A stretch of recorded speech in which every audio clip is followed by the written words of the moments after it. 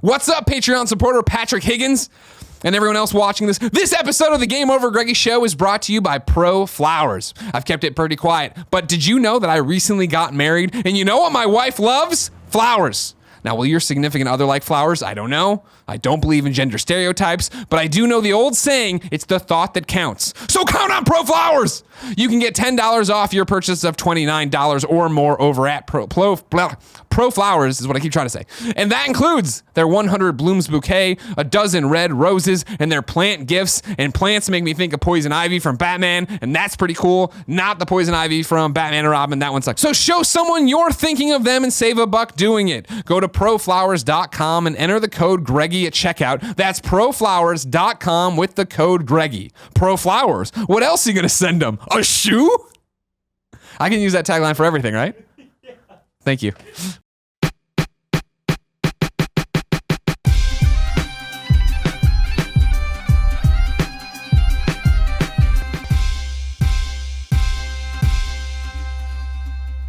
What's up, everybody? Welcome to the Game Over Greggy Show. I'm one of your hosts, Greg Miller, alongside the Reverend Jared Petty. Glad to be here. How you doing? I'm doing well. I'm happy you're here. I'm happy to be here. It's been a while.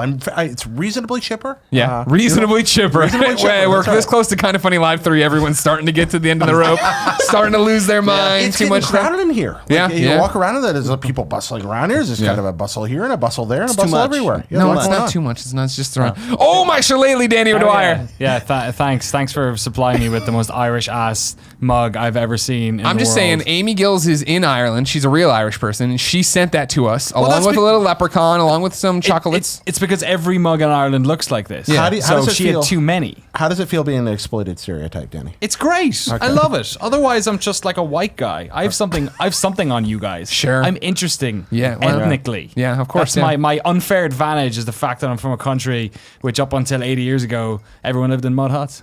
Is that how it Wow. worked? Everybody? You don't know. We really don't. You got to take my word for it. Did Frank McCourt build his own mud hut? I don't know who that is. Okay. They still Fake Irish person, I told you. they still use those mugs though in the mud huts. Oh, totally. Yeah. And over here, king of the boy orgy, Andy Cortez. What's going on, guys? Nothing. How you doing? How you doing? Is that the new call? Okay. I mean, I don't think makes I've you ever given you an official moniker, have I? You have it. So at one point it was the editor predator. No, I never did that. And then it was the he only does editing.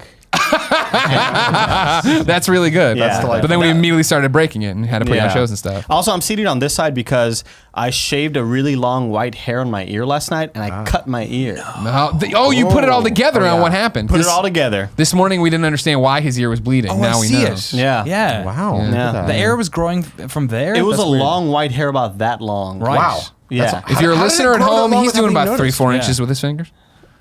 Like that? Yeah. I said this morning on the morning show, I wanted a time lapse camera on stuck on it so I could see how. No one wants that. Really? I'm getting old and I'm starting to develop these little weed patches on my back. Whoa. They're just like these little areas. Interesting. Yeah, they're just, those, you'll be walking like out in the woods and it'll just be like that one thing of really tall grass and then another. I'm getting those, but they're made of human hair. Well, at least you have an excuse because you're getting old. I've always had angel wings up there for just no reason. Really? Just patches of angel wings up there. But does it stop the lower you go down? I don't know. That's just how when I grew in the chest hair, which is When did that happen? voluminous. I'm still waiting. Oh yeah, I got nipple hairs. Nipple hairs. I got a few of the nip hairs. I think I counted in total around 22 hairs. Why'd you count them? You're counting them? on your nips. Man, I had time in the shower. I'm a largely hairless creature. I mean, from the top on down. So Okay. there's not a lot of hair on my body. Making it so up these for it. yeah, down here. This is compensatory. Okay. I mean, this beard now, I have had the beard longer than I haven't. I've never shaved it off since I grew it. when did you grow it? I was 18. I grew it to impress a girl. So I've How old had are you now? And now I'm 38. Jesus. So, There could be something under there you don't know about. yeah, Cheers, it by could the way, be, guys. But it's, Sorry, I'm gonna start drinking. I don't want to be rude. right. Cheers. Launch it. Cheers. Hey, cheers. All right. Goodbye. Delicious. Salud. 30. So 20 years of this. Yeah, I've thing. had this beard a really long time now. This beard is like I said, longer than I have it. But you don't get curious. No, what about underneath? Yeah. Not particularly. No, it's become so much a part of me now that if I shaved it off, I really don't know what I'd do with myself. I think it would actually be kind of scarring. There was this guy about a year ago, a barber gave me like a horrible chin strap without me asking right. for it. No. He cut me too short up here. And just that part of my face had not been exposed to the air in like 19 years. Molded. Yeah, and it was weird. Civilization and down there. I walked around like this for like a month. Yeah. I felt really weird that whole time. Here's the question for you, Jared. Uh-oh. Walk me through when you had hair. What did it look like? What kind of hairstyle we have going? Flowing locks. No, my we friend. did not. Flowing No, we locks. did okay. not. Get out of so town. Take this Adonis Visage of a man. You see before you. Drop about 100 pounds off of what you see here, and roll back the sands of time about 50 years, and you've got this kind of flowing, thick, dark hair, no beard, Okay. very articulated chin, Okay. no glasses during that time. Got the contact lenses. Eyes are not tiny little bead things; they're bigger. Okay. At that point, God knows why my eyes keep getting smaller, but they do.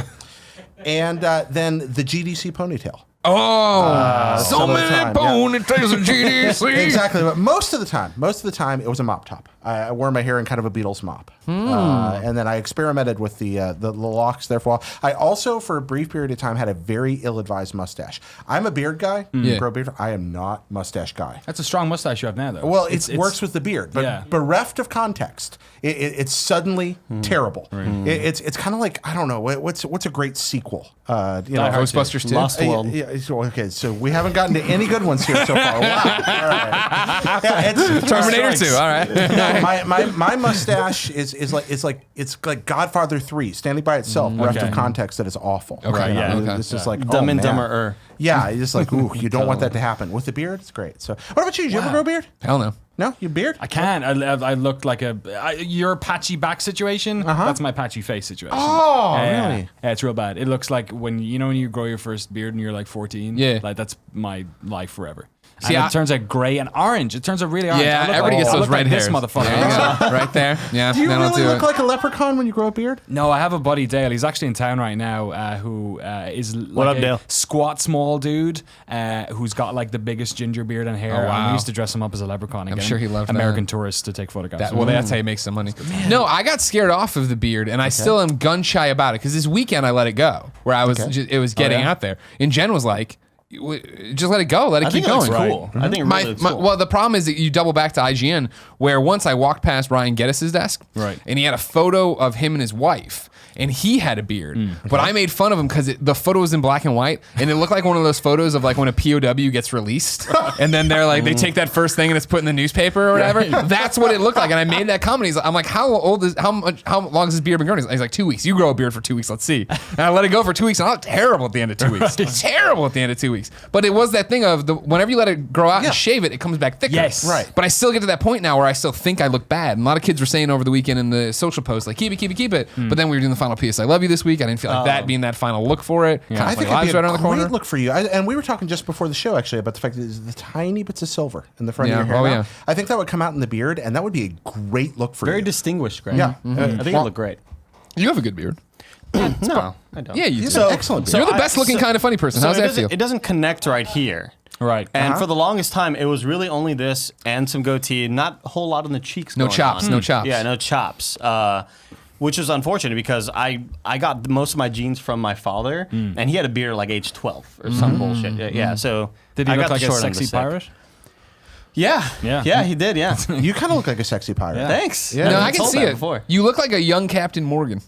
Yeah, Totally. Like, before you get your adventuring pirate Oh, career really okay. going. like yeah. a young Nathan Drake, but No, Morgan style. Yeah, okay, yeah, or like Captain Morgan, the guy, he's standing on the rum thing. Yeah, get the big ragged coat. Eventually, you're gonna get the poofy hair. Okay. And you'll have to angle that up a little bit, and you'll look like the Interesting. Tampa Bay Buccaneer, like the original one. And then we'll mass produce you and sell you to college students all around Exactly. the world. I love that you Okay. went to the Tampa Bay Buccaneer guy. Because Yeah, that, right? yeah, That's totally. the vision. Absolutely. Yeah. The Andy bright knows that one orange too. and that- I do know that. Yeah, one. without Tim and Nick here, we can make sports references for the most part and be all right. Oh, You know what I we can mean? talk about the sports balls, and I'm Yeah, good with that. exactly. I I'm well enjoy the aware of sports them. balls. If you're wondering, everybody, Tim Gettys, he is at home working on Kind of Funny Live 3. It's coming up super soon. If by the time you hear this, you're running out of time. Get It's on there. like tomorrow, right? June 3rd. Yeah, by the time people start seeing yeah. this, it's gonna be really quick. Yeah.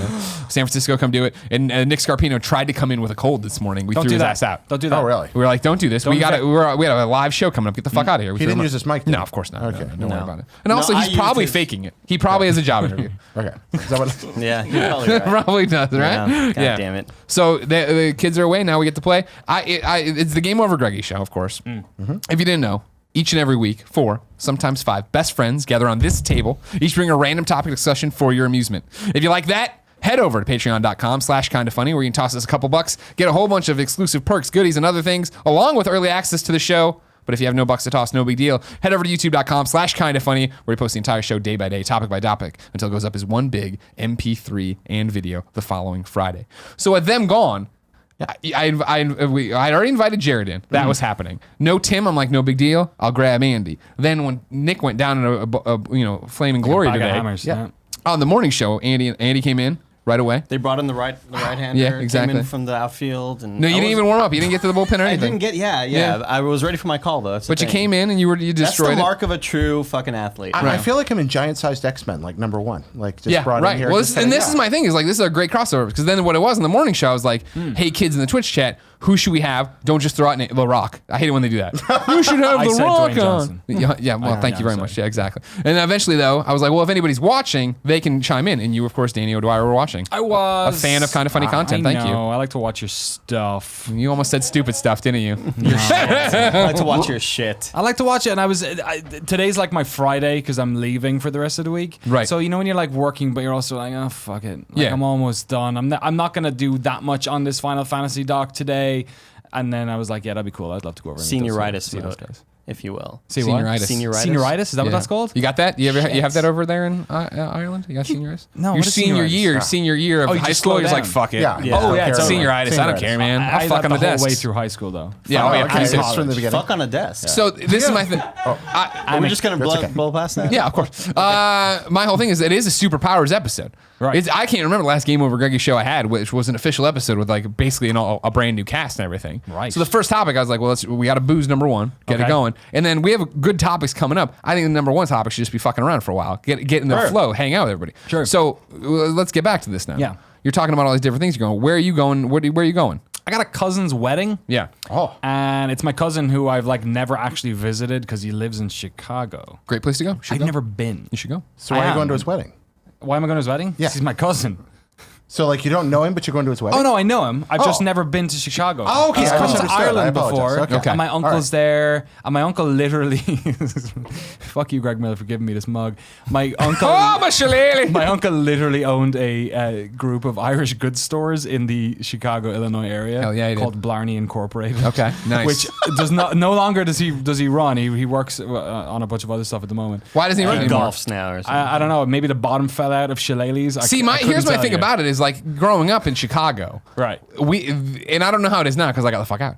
But at least my mother's generation, the parents' generation of us, Right. were so fucking proud of I'm Polish, I'm Irish. All Right. this. Mom had the signs up, parking for Irish only, blah blah blah. You know what I mean? All this dumb shit. Meanwhile, I'm like, I'm There was a American. sign that said parking for Irish only. Well, it's like that you'd hang in your garage, Right. Not like you'd go to the supermarket. There'd be Irish only. Some guy, a bunch of Irish people with beards. with Reasonably sure bats. that's illegal. Yeah, Yeah, exactly. It's So called just- discrimination. When I think about Irish people being on signs, it's usually not for, it's usually the other way around. So it's just interesting to hear that. Well, there are proud people, is what I'm saying. Right. In the Chicagoland area. So And I think didn't they're- know that. We always associated with Boston and stuff like that. That, like that's where the Irish live, Sure. right? Or like even New York, right? Like Yeah. patches of that.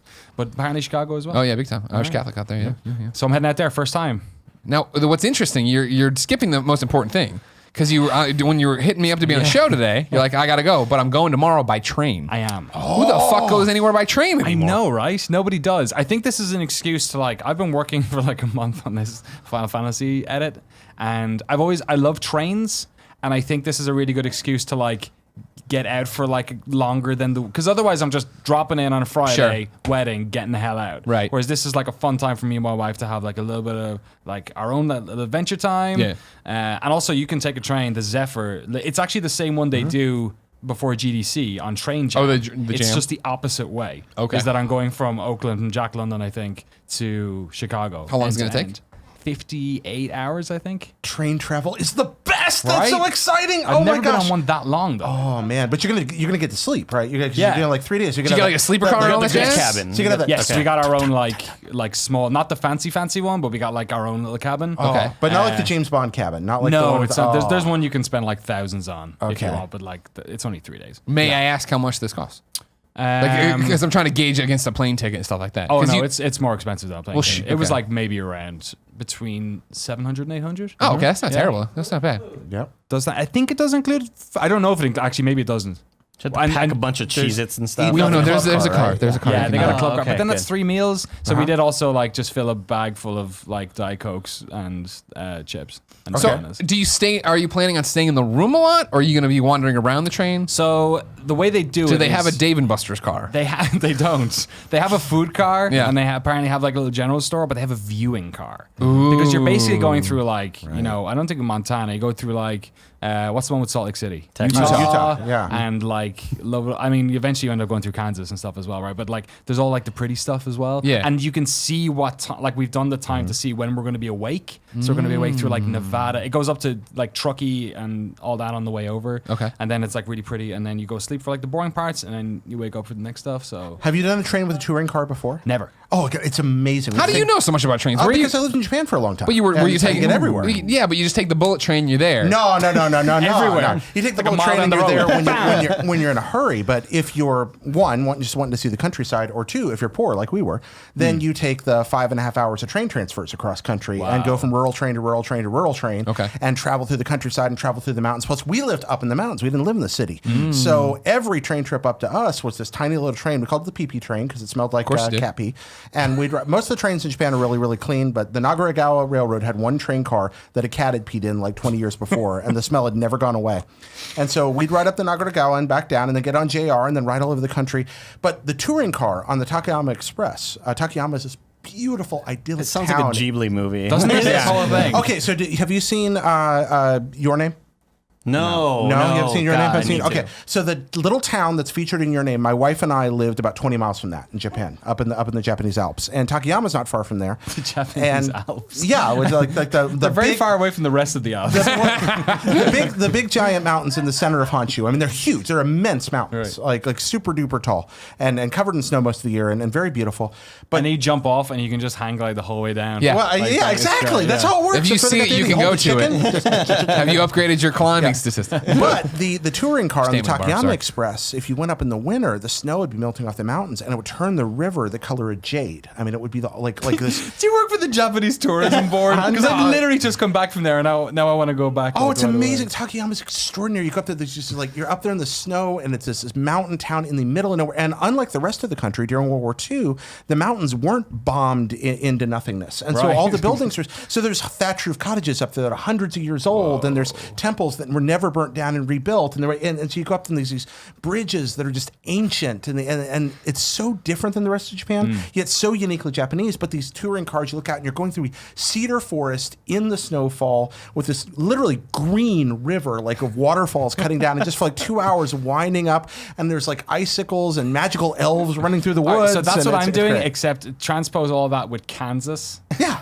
Okay. Kansas But pretty. you're gonna look out and see a bunch of Dan Reicherts out there. East Kansas, really pretty. I went to Kansas. I went Thanksgiving with Yeah. Reichert actually one Yeah. year because I'd never been. I don't ever been to like the Bay Area Sure. and like LA and Right. all that sort of stuff, and got to see like a real sort of part of America, and I was into it. Would you, yeah, that was the Yeah. thing. For this past year, I took Jen to a Mizzou game for tailgating Right. and stuff, and like Cool. in Missouri, and like that was a culture shock for her. Right. That was a bit different. Her first ever tailgate, her first ever all this, like Yeah. that kind of college pride we all have here.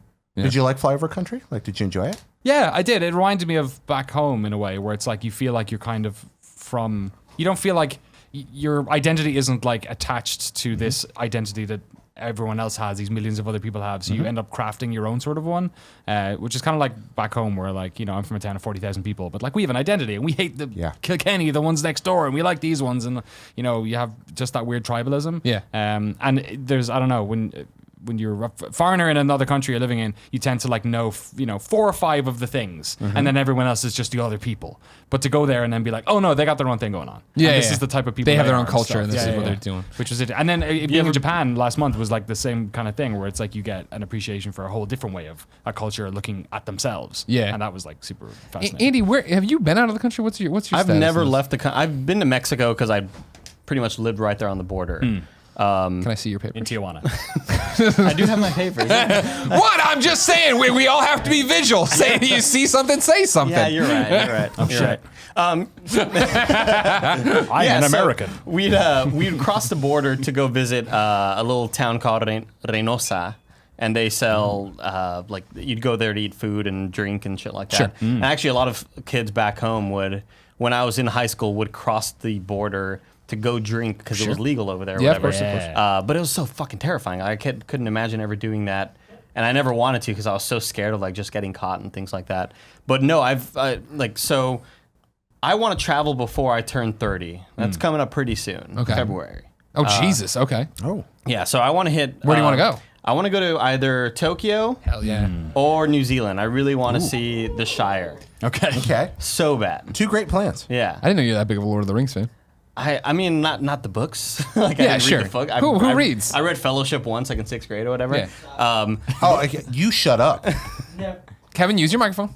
The irony, the one that looks like a hobbit. Yeah. Oh, you're sorry. Yeah, not you, Andy. Kevin. Yeah, Who okay, said yeah, this. yeah. Yeah. So I do want to go to New Zealand or Tokyo or a bunch of other spots that You got to go to Tokyo, dude. Tokyo's awesome. I've heard. So Yeah. like when I was at Rooster Teeth, Gus had just gone. Yeah. Gus went for a few weeks or whatever, and then Adam Ellis went as well. And just seeing their photos, seeing them catalog everything on social media, Yeah. I was Right. like, oh, dude, this looks fucking. And the ramen, oh my god, get out of, And get out of everyone's town. what is it about this time of year? Because I didn't really have eyes on Tokyo until I went last month, and then when I came back, it seemed like everyone I knew was going Goldfarb's there. over there It's, right now. it's yeah. sakura season for one thing. Is that- was it and the that's part cherry of it. blossoms or- Yeah, that's Right. the cherry blossoms. So that's one part of it. The spring's probably the best time. Oh, the fall's beautiful too. It's a great time There's to a go as well. game thing going on too, because Yeah. Gio's over there for it, Goldfarb's over Oh, there for it. really? Yeah, that's why I think you're getting an influx right now. So, Right. Yeah, we all work in that industry. So that It's might not be something TGS to- though, because that's on in like August, right? Yeah. I never been to that. TGS is dead. Yeah. Oh, I guess. Don't yeah. worry about it. Go to Gamescom instead. You should go to Germany. Actually, it's fucking dope. Should I? Japan's Yeah. better. Germany's amazing. Japan was amazing.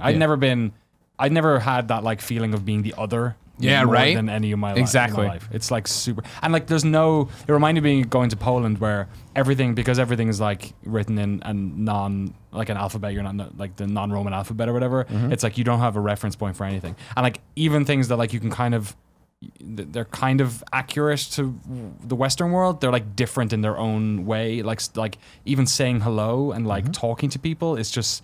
It's like 20% different. Yep. But it's really, but not in like language, just in like culture. And it just means that you're constantly feeling like you're not really, you don't know the rules. Isn't it Don't want to wonderful? offend anybody. Yeah. Right. They're so nice. Oh my God. Well, that's Like, the I thing know is it's trite you'll to get say, away with but- anything over there because even like that's the Right. thing of like when the last trip I took was 3 years ago now for that Thanksgiving trip with Scott Lowe and a whole bunch of people. And going there's this awesome photo of us in one of the convenience stores all waiting for our dinner reservation, and we sent Panda Musk outside to take it, and he takes it and it's us in the window all drinking our beers or whatever waiting for our reservation. It's great, blah blah. And we posted it, and as soon as we posted it, like everyone's like, oh, great photo, blah blah. And I think it was Pear who pops in. He's like, you realize this sign above your head says no drinking alcohol inside the restaurant or inside the convenience store. I'd also like to take umbrage with the idea that you can get away with anything. I've got Anything. a They're $1,000 super speeding ticket from Japan. $1,000? that says otherwise. Yes. How fast were you going? About maybe 18 kilometers per hour over. Wow. No one knows what that means. 400 miles an hour? yeah, I don't I was, know. Kevin, can you do the? I know. Open up the Google. I know. Maybe it was a little more, but yeah, it was a $1,000 speeding ticket. Jeez. So, yeah, don't speed in Japan. Well, okay, I don't mean that. I meant like, He was being on a drunk. bicycle as well. That's amazing. Incredible. Coming down a big hill. Just getting so much speed. $1,000, 8 hours of traffic school, and 2 different trips to wait in line for several hours to get things stamped, and a really like cool giant arcade where you had to drive fake cars at the end. That was in the traffic That center. was only 12 miles over. It was, limit? yeah, again, I could be exaggerating. It might have been a little more. I don't Okay. remember. Would have to ask the traffic camera. Wow. Wow. Yeah. It took me like 2.5 years to get my American driver's license. Yeah, I feel it's, your pain. it's a pain. Why did it take you so long to get it? One, because I was I've got a green card now, so it went through a lot easier. The first time I was applying, I was on the visa, which I got from CBS, which was Gotcha. an intercompany transfer visa. And basically, when I like applied, I had a license in Ireland, but it was provisional. It wasn't like a full one. But I drove on it for like 3 years because back then nobody gave a shit in Ireland. So I was reapplying for this. It wasn't like I had one and I was doing like a give me your Gotcha. California one or whatever. And basically, because I was on that weird visa, I got put on some like they had to look up information about who I was to make sure who I was, and that process took over a year. Wow. And then in the end, they were like still taking so long that I just went, fuck it, I'll wait for the green card. So I did, and then I went in and got it like within 4 weeks probably. How long have you Did been the here now? test. Coming up on 4 years, I think, maybe three and change. Do you miss home? Like I was in England for 5 years before that, and that felt as far because like getting home was relatively as expensive because I was earning no money and it's like how, and you don't have that much. I mean, you got more holidays than you vacation than you do here, but you still didn't have that much. Like I miss it. Like I miss the people, but like I miss my parents and I miss my friends a lot. But we're all like, I got a fantasy football team with all my buddies, and we. Wait, now real football or fake football? American football. Okay, good. Just make sure. Real football. Yeah. Not not Euro soccer. Well done. Well done. Right. So like, if I missed it that much, I wouldn't be here. Gotcha. And like, my wife is here, and we're settled down and happy, and you make your own family now, kind of time. Yeah. So Make your own family now. Okay. All right. I like that kind of We'll see how it goes. Yeah, we will. Yeah. We will. So, Biggie, Andy, biggie. do you miss home? How long have you been in San Francisco now? I've been in San Francisco for it'll be 2 months on Kind of Funny Life 3. Nice. Ooh, wow. Yeah. We're throwing you a party. Perfect timing. Yeah, can't wait. Very exciting. So, but before that, I was in Austin. It would have been I moved to Austin in 2008. Wow. That summer. And how far is that how old from are you? home? Or so? I'm 29 right now. How old were you? Oh, how old were I? I was 20. Okay. Yeah, I was 20. So a little bit out of high school, which is about 5 hours away from home. Oh, okay. So we just drove up there. All my friends and I decided to move and say, fuck it, I don't want to be here anymore back home. There wasn't really much for me in terms of what I wanted to do with my career, which is like I wanted to do art stuff, animation or game design or whatever. Yeah. So yeah, I miss home only when I'm in my group thread with my friends and they're like, yo, come over, we're going to do whatever, or like, we're going to go play basketball. Or that's when I like, man, I wish I was there, because I have a really tight group of friends. And then I miss I made my parents get Snapchat so they can send me like, they can send me videos of my, of their dicks. Yeah. I was going to go even worse with that joke, but, so they can send me photos of my nieces and my nephew, because I never see them. So it's pretty cool. You could just text them too. They could just text you. Yeah, but but the videos, my dad used to text me videos, and they're just so difficult. Like sometimes they don't play correctly or they're super blurry. And it's because you don't have an iPhone. I mean, if you just get an iPhone, for a while when it was just Kevin ruining the group threads, I was like, well, whatever. Kevin's the punchline. Now we have Slack. And now I got your goddamn green bubbles popping up too when I'm trying to talk to people. I'm like, ugh. You wait till your nieces and nephews are old enough to like text you themselves. Right. My oldest niece now like has like an iPod Touch. They still make those. Okay. Right. But she has a messaging app or whatever. Yeah, because you can use Messenger as long as someone else is on an iPhone or whatever, right? So she like hits me up on that stuff. She just goes, "What's going on?" And it sends me like 4 Trump gifs. It's like, don't do that. I live here. Yeah. Like, no, I'm trying to get away from that when I talk to you. I don't need more updates on everything that's happening. That photo of him grabbing the Eye of Sauron or whatever, it's been bouncing around. That was extraordinary. Yeah, it's amazing. Jared, what's your topic? Okay. So when I came in with a variety of topics in my back pocket. I had thought about this and I thought about that. You're like, hey, what about James Bond? I'm like, well, Nick knows a lot about that. So we're not talking about James Bond, or we're going to talk about. You're like, what about Macklemore? I'm like, that was a Tim topic.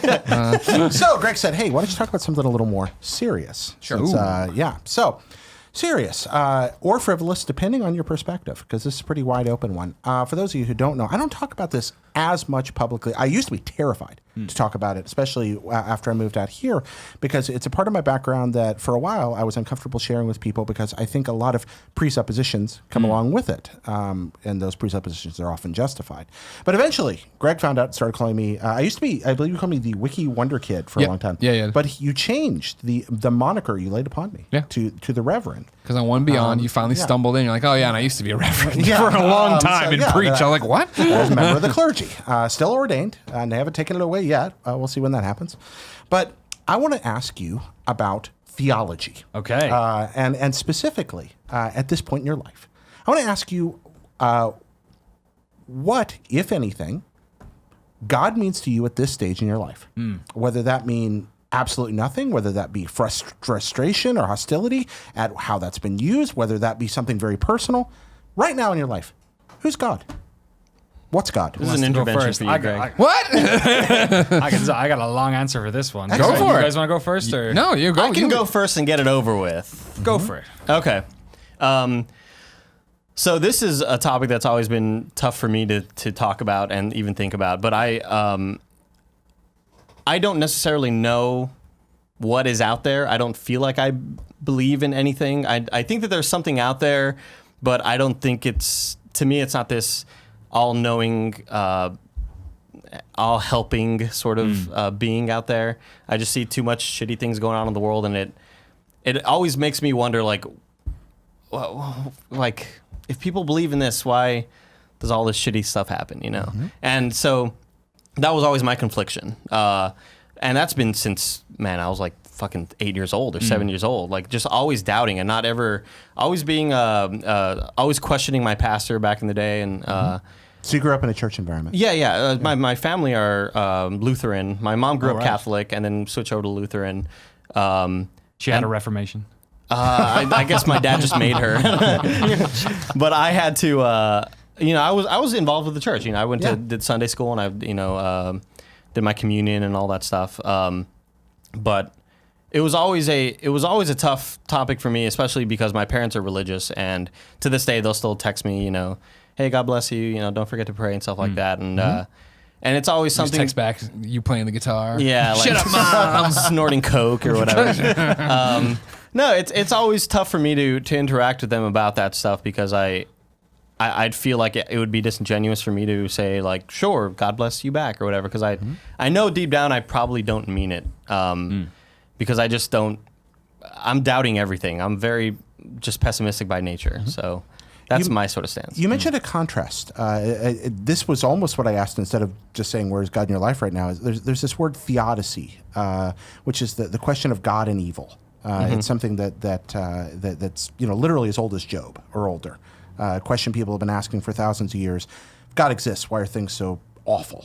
And you talked about thinking about that as an 8-year-old. Do you remember the first time that question rose for you? Do you remember what brought that contrast into your mind? I think it might have been like the, oh God.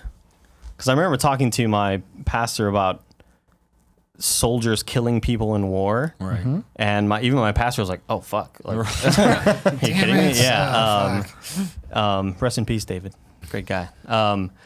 I don't remember what war it must have been the Iraq. Iraq, yeah. No, it must have been Iraq, actually. Right. When that sort of started brewing up. And that's when I was like, man, they're just, like, do soldiers get forgiven? Like, who's on whose side? Like, it was just always very confusing to me. And to this day, I still try not to even think about it. Okay. Just because I know that in some way it disappoints my parents. Because we are Hispanic, and like I think it's probably one of the worst things to tell your family if you're Hispanic that you are not feeling super religious. I feel like I'm more sort of agnostic. Like I think if there is something out there, I don't want to say that there's not, because I'm just not that definitive about anything. Yeah, that's probably where I stand. It's interesting you frame it in terms of your family identity, largely, like about your relationship to your mom and dad. That's fascinating. Even everybody, like I think I'm probably one of the only people in my family who maybe thinks that way, or is brave enough to even talk about it. You know? I don't know. 100%, Jared. I believe in a God. I raised Catholic, went to parochial school, kindergarten through 8th grade. I didn't know you were Catholic. No, that's not right. I'm sorry. Kindergarten through high school. Well, I'm not anymore. Yeah, I didn't know you were Catholic. Okay. That's something I feel Catholic school is really good at beating out of you, is being Catholic. Like, well, that doesn't make any sense. And you're a dick, but you're telling, I don't know about that. Yeah, going to college was the first time I went to school without a uniform on and didn't have religion class and didn't have school assembly prayer and didn't have, a church attached to the building, at least in grade Cross school. in every room. Oh, yeah, big time. You know how it's about. But the thing about it for me is, like, I think... So I believe in God. I don't believe in the Catholic Church. I don't believe in that, because for me, what got difficult with it was when people wanted to start putting barriers to God in front of me. Of like, okay, you need to confess your sins to this priest, and then he'll tell you what to do, or you need to do, blah blah blah, or like the Pope is saying this about that, and that's why there's no women clergy, and this, and it's like, well, there's like. That doesn't feel like I'm on the same page with you about that. I wasn't on the same page with them about abortion. I wasn't on the same page about gay, and I wasn't on the same page about a million other things, right? And for me, it was the fact of, to the question of like, why do bad things happen to good people, right? From an early age, I was able to divorce myself from that, of like, that's not my view of God. You know what I mean? Like, I feel the presence of God every day, but not a God I pray to. A God I say thank you to every so often about this, that, or the other. But I always go back to, I don't think I can wrap it into words, wrap my head around it, explain it to people. But for me, it's always like well, there's no proof of God, right? Because I think people are looking for the Jesus miracles and this, that, and the other, and water, wine, I'm floating. I'm doing all this different stuff. Where for me, like the proof of God to me, and again, this is, I've talked about it before, how small my brain is though, is this, like looking, seeing right now. Like this is so complex. And I understand evolution and I believe in evolution. I'm not saying that didn't happen, but I feel like there was a divine influence somewhere to get us here.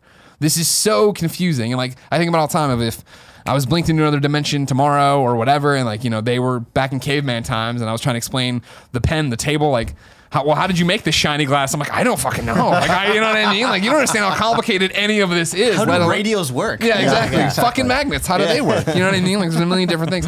But it's like, it's that of like, how complicated my fucking eyeball is to beam the message to my brain for me to understand it, and that we all see theoretically the same way and all these different things.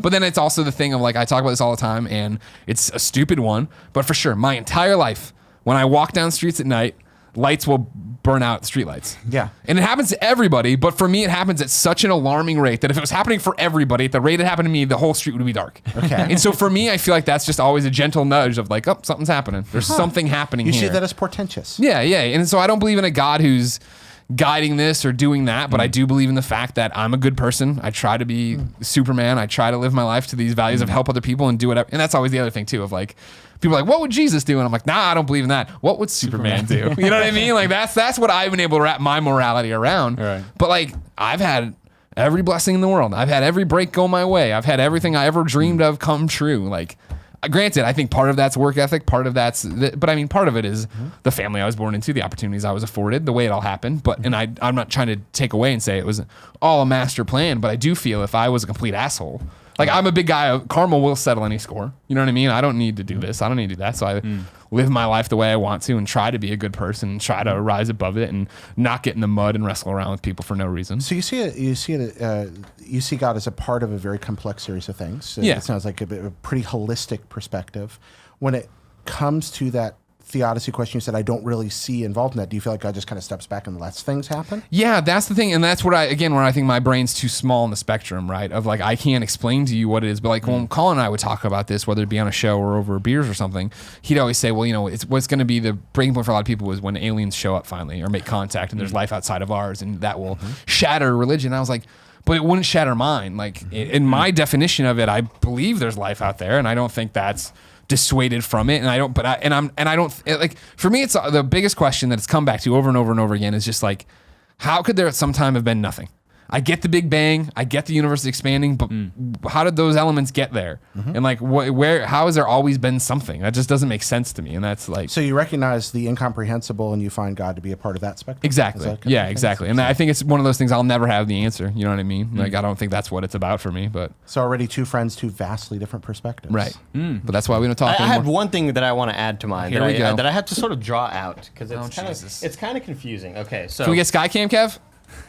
No, we don't need Skycam. It's fine. It's a little bit more serious of a topic. And this is when I was in middle school. My dad, his uncle and his aunt and his three cousins, which are I called them my uncle and my aunt, and I didn't say great uncle or whatever. Yeah. So my uncle and my aunt had 3 children, right? And so my uncle. It's Maria, Odin, Robert. So my Odin? Odin, yeah. Awesome. Hold on, yeah. That's fucking awesome. Wow. So my uncle died of cancer, right? Which really broke my heart. I spelled cancer wrong. Which really broke my heart when I was in middle school, right? And then my aunt had Alzheimer's. Right. My cousin Maria had. She was born mentally disabled, and she couldn't talk. She needed assistance her whole life. And Odin had cerebral palsy, and Robert had back pains. Yeah. And there was always this weird issue with that. So eventually, my uncle Ezekiel died, and then my aunt Manita died, and then my cousin Maria got breast cancer, and she died. Jeez. And then Odin with cerebral palsy died as well, and they were all like 40. Like the sons and the daughter, the sons and the daughter were around 40ish, maybe 50. And my uncle and aunt were around 80 or so. And then Robert just had back pains, right? So finally, at the final funeral, when Odin died, and all his family was gone, he was just sort of standing there, and he was like, "They're all gone. Like I'm alone." And that was a moment for me that even while everything else was happening, while everybody else was going through their problems and everything, I just couldn't stop thinking, like, why would such a family be cursed in this way? And granted, there are tons of families out there who have gone through probably worse, but it was just such an eye-opening thing for me. And when he said they're all gone, I was like, man, like, you don't deserve this, and they didn't deserve this, and like, what for, you know? And that I forgot that this was one of the moments that really sort of drove the point home to me. Like, I don't know if what kind of God would allow this? Yeah, exactly. What did Robert think? Afterward? What did Robert think afterward? I don't know. He was always very quiet. He's a super quiet man. He lives back in Austin. But I know that when my uncle died at first, you know, I think it was just general sadness, right? I mean, he's still a believer. I assume so. I assume he's still religious. But for me, it was kind of eye-opening for me. Yeah. And I think that was like, ironically enough, a come to Jesus moment of like, I don't know if this is, I don't know if I should believe in this anymore. You know, that would have a profound effect on you. Yeah. So that's one thing I wanted to throw out before we moved on to Danny. Right.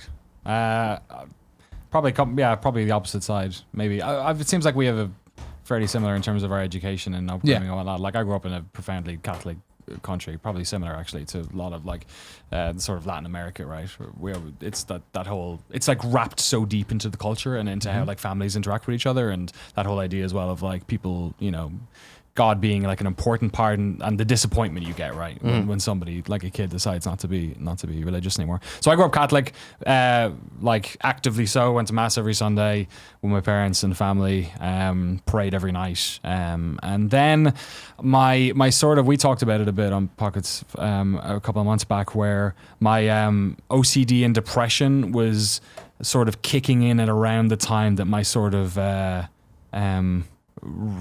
I guess that my idea of what religion was starting to mature a bit, outside of I grew up in a country where Catholicism is thrown at me every second of the day, in the morning in Ireland, where they play the Angelas, you hear the bells going off, where in school, there's a cross in every, it's like constant, right? And then having this sort of idea of like, get a wider understanding of the world, and then saying, I don't really believe in this and this and this and this. And like this all going on as well with like, up north, there's like Catholics versus Protestants war basically going on for a lot of people who How long's that been going on for?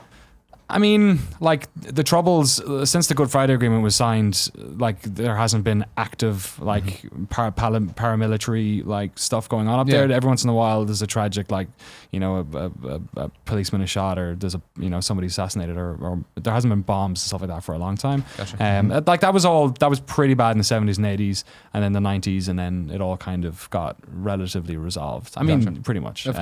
Do you have memories of it as a child? So I grew up in Waterford, which is about as far from the north as you can get. Oh, okay. You're and so like it was more like this is happening to a community which is almost identical to me, but we're very privileged enough to be away from it. Okay. And like my parents were in Dublin when the Dublin bombings happened, when the Unionists detonated some bombs in the centre of our capital. But for the most part, that stuff was happening in the north. But it was like so about Catholic versus Protestant, and our sort of antagonistic relationship with Britain, specifically with England, to be honest, was sort of based in this sort of Catholic versus Protestant thing, which largely it has nothing to do with that. It's like Celtic versus Rangers. Like, it's not like every Celtic fan is going to Catholic mass and every Rangers fan is going to Protestant mass, and that's why they hate each other. It's religion and culture to me were like identical. Yeah. Like, and they were very hard to separate. So that, I guess, I got to the stage where I was every night I was like doing my Hail Mary and my Our Father and doing my little prayer, and then I was doing 6 Hail Marys and 12 Our Fathers, and then I was doing blah blah blah, blah, and you can tell where this is going. And then eventually when I needed to go to like a psychologist or a psychiatrist to talk about it, it being Ireland, my mother said, would you like to talk to a priest first? And I was like, I don't want to talk to a priest first. Let's also roll in all the molestation stuff that was happening in Ireland. And it was also happening in America, I've since learned, in Boston and whatnot. And like Christian Brothers in Ireland beating kids, and the nuns and the Magdalene sisters and all that sort of stuff. And I grew up and I had an aunt and an uncle who again were grand aunt and grand uncle, who was like a nun and a monk, right? And I went to my high school. There were like brothers living there. I used to go upstairs and talk to Brother Ben, and he's a man who like devoted his life to the faith, and like somebody who when I go home in the summer I'm gonna pop in and say hi to. Like, these are people I love and respect. But my sort of divorce from it was quite aggressive or like angry. Like I was pissed off. I was like, I bought into this nonsense. It was forced upon me. Now I'm getting out of it. And the idea of what God is to me from that moment on was very much sort of connected to society's requirement for God to exist. When you said that moment, what was the catalyst for the moment of decision? I think like it was a bunch of different things. It was me getting the idea that perhaps the like New Testament stuff, like the Jesus, whoever that was as much a real person as it was a myth that was interpreted in different ways. And I mean, you only have to look at like Lutheranism, Catholicism, Protestantarism to like see the differences that have happened there already, right? So like if you're going back 2,000 years, it's like, okay, well there's a lot more shit going on, right? I don't even know anyone who's Greek Orthodox, but I bet if I talked to them, they'd have some interesting ideas about what was going on. Yeah, they'd have some things to say about the 11th century, definitely. Right. Yeah. So it was that, and like just the wider, like, even like stupid things like, watching that first Zeitgeist movie, right? Which is like a load of it's nonsense now, but like a lot of actually most of it, especially all that the terrorism stuff. But like, I don't remember this movie. What was this movie? it was like one of those a 3-parter sort of like documentary thing that went viral back in the day when people were downloading shit from like Kazaa and Sure, okay. Napster. So it was like a 3-parter thing. It was like religion, 9/11, and like finances in America, and like how the system holds people down, and all that sort of stuff. And it's fairly like it stretches out into like crazy conspiratorial stuff. But there was a seed of just like dissent and thinking differently, and like even like silly things like I watched The Matrix, which is basically a movie about like Descartesian metaphysics, which like or like malicious demon theory and all these things, which like they can also be that's like a different version of religion, right? And especially to a teenager, that's very sexy to be able to see the world in a different way to your to everyone else and be like, no, I know what's going on, you're all wrong. So I think like I'm definitely with you in that I believe that there is something that is greater than us, and I believe that we are like fourth dimensional beings, and we are stuck with time as the way we perceive reality, and because of that we can't break outside of that. And so I do think there are things that are outside of our like conscious understanding, but I just think the idea of like God as some sort of in the clouds person who like cares about the like moment to moment suffering that we have is just like a little bit too convenient or something. But like Too anthropomorphic? Yes, very much so. But like all of this is being said with the very like deliberate understanding that I am totally a byproduct of where I grew up and the way I feel about it. That I was a 21st century Irish person during a very rough time for Catholicism in Ireland, where a lot of my friends, broke away from the idea of church. So like, as much as that's how I think about it, I also know that I have no choice in that's how I think about it, because I don't really feel like I have that much agency around this. Like I feel like that happens to me, and I also have no problem. Like I don't think I'm right. But I know that's how I think about it. That's where I am at the moment. So I have no problem with people who are religious. My parents go to mass, and like I don't go on Christmas, but like I'll go like to people's weddings and stuff. I had no problem, right? And every time I pass the church, my hand goes up to do it, and I'm like, and I feel disingenuous, right? Well, so I stop myself. But as somebody who never goes to church, you know what I mean? Like when we went to Alexis's wedding or whatever, and we walked in, and it was just like there was holy water, ding ding ding. You know what I mean? Like they go into like Our Fathers and just pick it up, and like I remember Jen looking at me like, well, she has no idea what any of this is, and it's just like. Yeah, this is a force of habit. You know what I mean? You just know all this, and even though different religion, it was like the similar touchstones and all that. I found myself doing the same stuff going back home, and I visit my family every Christmas because that's just what you do or whatever. And every once in a while, if I'm there early enough, I'll go to the Christmas Eve service at my church back midnight home. mass or no. It takes place around like 6 p.m. or so, and then after that, that's when we do the gift openings or whatever. But like even when I'm there, like. I still do the Father, Son, and Holy Spirit, and I say all the prayers and stuff, and it's it's not that.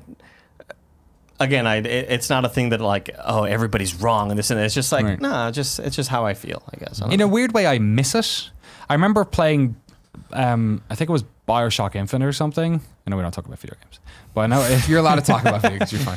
But I remember playing, and so I was involved in like choirs and stuff, and like I used to sing at church a lot of the times, and like I loved all that, and I have super fond memories of that, and hanging out in the chapel, at lunch break and playing music with my buddies and singing and stuff. And that whole intro sequence where you're going down and they're singing that song and stuff, like I wanted to cry. I did cry at the end of that game. It because there's this whole thread of religion that goes through it, and it's so beautiful. Like so much of it is so beautiful, and so much of religion like is beautiful and like unifying and communal and stuff. It's just that I couldn't separate what I felt were like just things that didn't add up to me. Like I couldn't give over myself to the whole thing because I felt so much of it was just made up to make everyone feel better. But I missed like so much of it. I remember like playing that game and feeling like really alone. Like, oh yeah, but like that's the way it has to be, I guess. I mean, that's the thing of going to Catholic school for so long, and the people you would meet who were following the word and would give a homeless person the shirt off their back or would do anything for it were so outnumbered by complete assholes. I'm just like, what are you fucking doing? Like, why would you be involved with any of this way if that's how you feel and actually act? Well, I think sometimes most of us want to be Frodo or Sam, and we discover we're Gollum. I mean, and I think I might be stealing that actually from Martin Scorsese. He made a film recently. Did you guys see Silence? No, I haven't actually. I want to though. Silence is interesting. I don't know what you'll think of it. It raises some interesting points. There's things I really liked about it, things I didn't like as much, but definitely was fascinated by it. It's a movie about Roman Catholicism in, imagine this, medieval Japan, and or post-medieval Japan, pardon me. And in Silence, there's a character who's truly wretched, desperately wants to be good, desperately wants to be, as he understands it, an ideal Christian, an ideal Catholic, and just can't manage it, and keeps getting the people around him destroyed in the process. But I read some things, I think it was Scorsese who made the movie, who said something about the effect of he's fascinated by the idea of the wretched, of people doing their best and just never quite making it. Yeah. And that's as much a foundational part of why religion exists as anything. Right. Yeah. And, well, I want you to answer this question, Jared, because like you were the Reverend, still legally and all that stuff. I am the Reverend. But you are the living example to me of this, of why do bad things happen to good people. Well, you're the best among us, and you've had so much hardship. Well, you call me the best among you. You're very kind. I don't think that I deserve to have really horrible things happen to me. I'm not Augustinian enough for that. There's so many different ideas in religion, and so many different ideas within the vast scope of the Christian religion. You brought up Protestantism, Catholicism, Orthodoxy. Those three camps right there are home to literally thousands of different strains of belief and hundreds of denominations. So there's a lot of room for different ideas in that. I don't subscribe to the idea, personally, that people are inherently bad, which many parts of Christianity embrace. I tend to be much more Pelagian, much more optimistic about that. I think that's why I make a halfway decent Quaker, is because it's very optimistic about maybe you're just what you are, and maybe you choose good and you choose bad, and every day you make another choice, and sometimes you choose bad and sometimes you choose good. But yeah, bad things did happen to my family and me, just as they've happened to all you and to the innocent that you've known. I have trouble with that constantly. My faith is not knowledge, and it ebbs and flows. I will, when I was pastoring congregations, there were Sunday mornings where, from the experience of love that I'd seen, when I'd seen one person in the faith reach out to another one with a love that was so powerful beyond any human explanation, that I saw something supernatural in the experience, that I saw love beyond human potential at work, cosmic love, and sometimes even miraculous love. And I don't want to dwell on that, but I've seen some really odd things occasionally. Give me a good one. Don't dwell on it. Give me a good one. I saw somebody that was terribly sick, and I saw them prayed for, and I saw them never be sick again. Somebody with a terminal illness. I also saw 100 other people with terminal illnesses prayed for that didn't get better.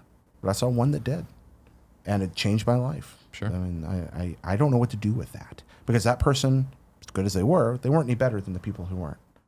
I don't know what to do with that. I really don't. It seems almost cruel in its randomness, but it also seems wonderful. But in that expression of human love, I would see wonderful things that made me believe, hey, wow, I need to tell everyone about this Jesus guy and what he says about the way God is. And then I would have mornings where I got up there and I preached because it was my job and I needed a paycheck and I didn't know if there was a God or not. And I was pissed at him because I'd seen something awful happen. I'd seen someone suffer and wrecked and died and go, where are you? What are you? Every time I'm right at the edge of, I've screamed at God enough times and walked away that it's almost farcical. The thing is, I keep turning around and running into him, waiting for me. It's like that story of the Good Samaritan, there's somebody that literally comes and picks you off the ground and carries you away. Or the prodigal son. The stories are so beautiful because they're true. The prodigal son is a story about someone who says to their father, and I think we miss this a lot. Do you know the story? You remember this from Sunday school? The prodigal son, there's this guy that goes to his dad, and he's like, Dad, give me all my inheritance now. I'm going to go off. What that kid is saying to his father in the context of an ancient culture is, Dad, I'd rather have your money than you. I wish you were dead. I wish you were dead already so I could have my inheritance. So give me the money, and I never want to see you again. That's the attitude that's being conveyed there. The kid takes everything, says, screw you, walks off, goes, wastes the money, has nothing left to eat, and is like, well, at least I can go be a hired hand. Goes back to his dad because he's got nowhere else to go and all his friends have abandoned him. And his dad runs out and embraces him and carries him home and holds a feast in his honor and says, my son was lost and he's home. That kind of love. I keep running into that just when I want to believe it can't exist. Just when something awful happens, and it's always through people. So maybe it is just a giant metaphor for human potential. If it is, you know what? Great. Because it's something that inspires us toward a better personhood. But I don't think it's that either. I don't believe it's that. Because there's this tiny little voice that's very rarely here, but sometimes here. It just says, things can be better. I realize that's a weak argument. It's just belief. But that's what it's like for me. Sure. Somebody seems to be really patient with the fact that when things get rough, I kind of get angry or get mad or get grumpy or get into myself. And when I come back out, God's a big boy. He can take it. He can take my abuse. He can take my scorn, and he can take me going off and pouting for a while. He always seems to be there afterward. Yeah. And he always seems to be like, yeah, it's all right. It's kind of the way you want to imagine you'd be with your kid.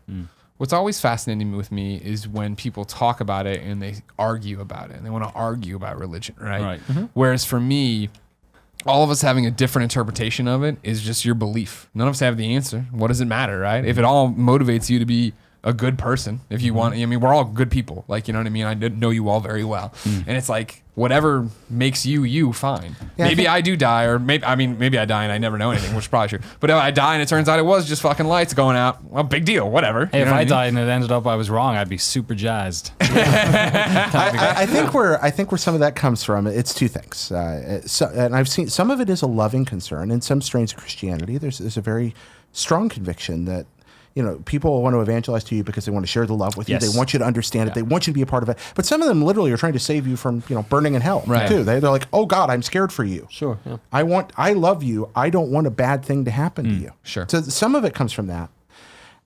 More of it, and I find this especially true in the United States right now, is that Christianity can very easily become a series of answers to very difficult problems to make you feel safe. Sometimes like it's a rule book or a rule book, and we need that sometimes. We need a rule book because life sucks and it's confusing. That's why the Bible was written. Huh? Bible's a pretty good rule book. It can be, except it argues with itself constantly. It was never really intended to be a rule book. That's even the law isn't really a rule book when you look at it. It's more about seriously, look for the good truths that are here. But without digressing, there's a strain of us that would rather be right than be good. Right. That's something I've experienced, a difference that I've seen from Europe to America, is there is that type of association, I don't know what the word is for it, that's going to sound overly negative, but there is a sort of an idea that like, oh, you're not religious, so you're like a heathen basically, and you don't understand these answers. Whereas that was never really the case back home. Like it was it feels, being religious was a very humble sort of act and like a pious kind of nice, beautiful thing.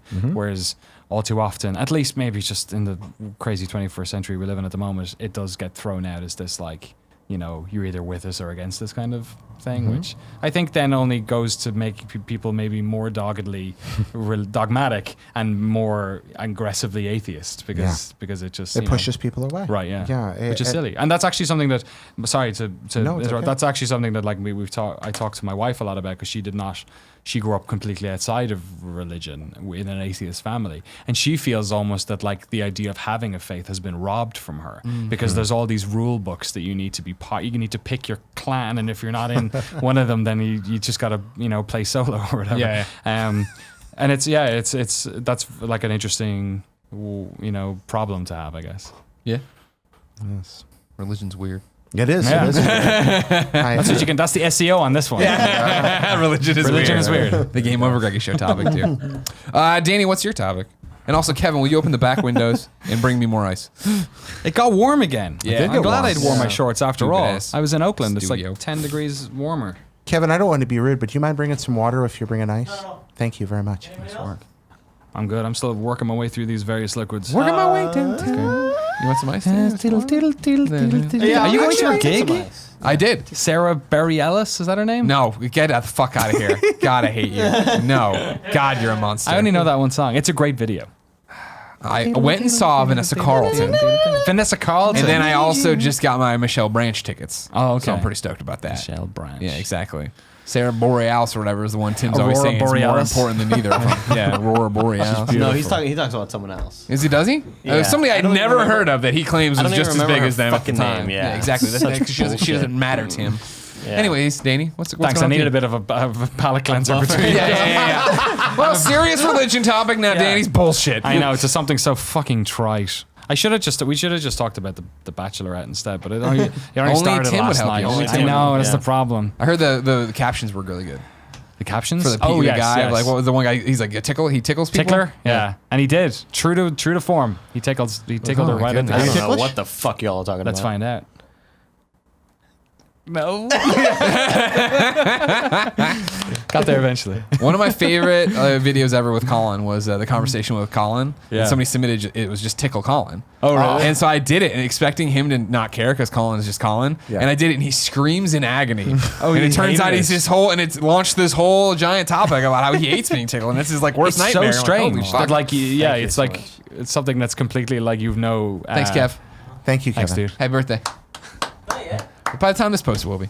He's got to forget your birthday in the future. So. Jared wants water, right? Is that the nice water there? You want water? I wanted water. Oh, you. Sorry.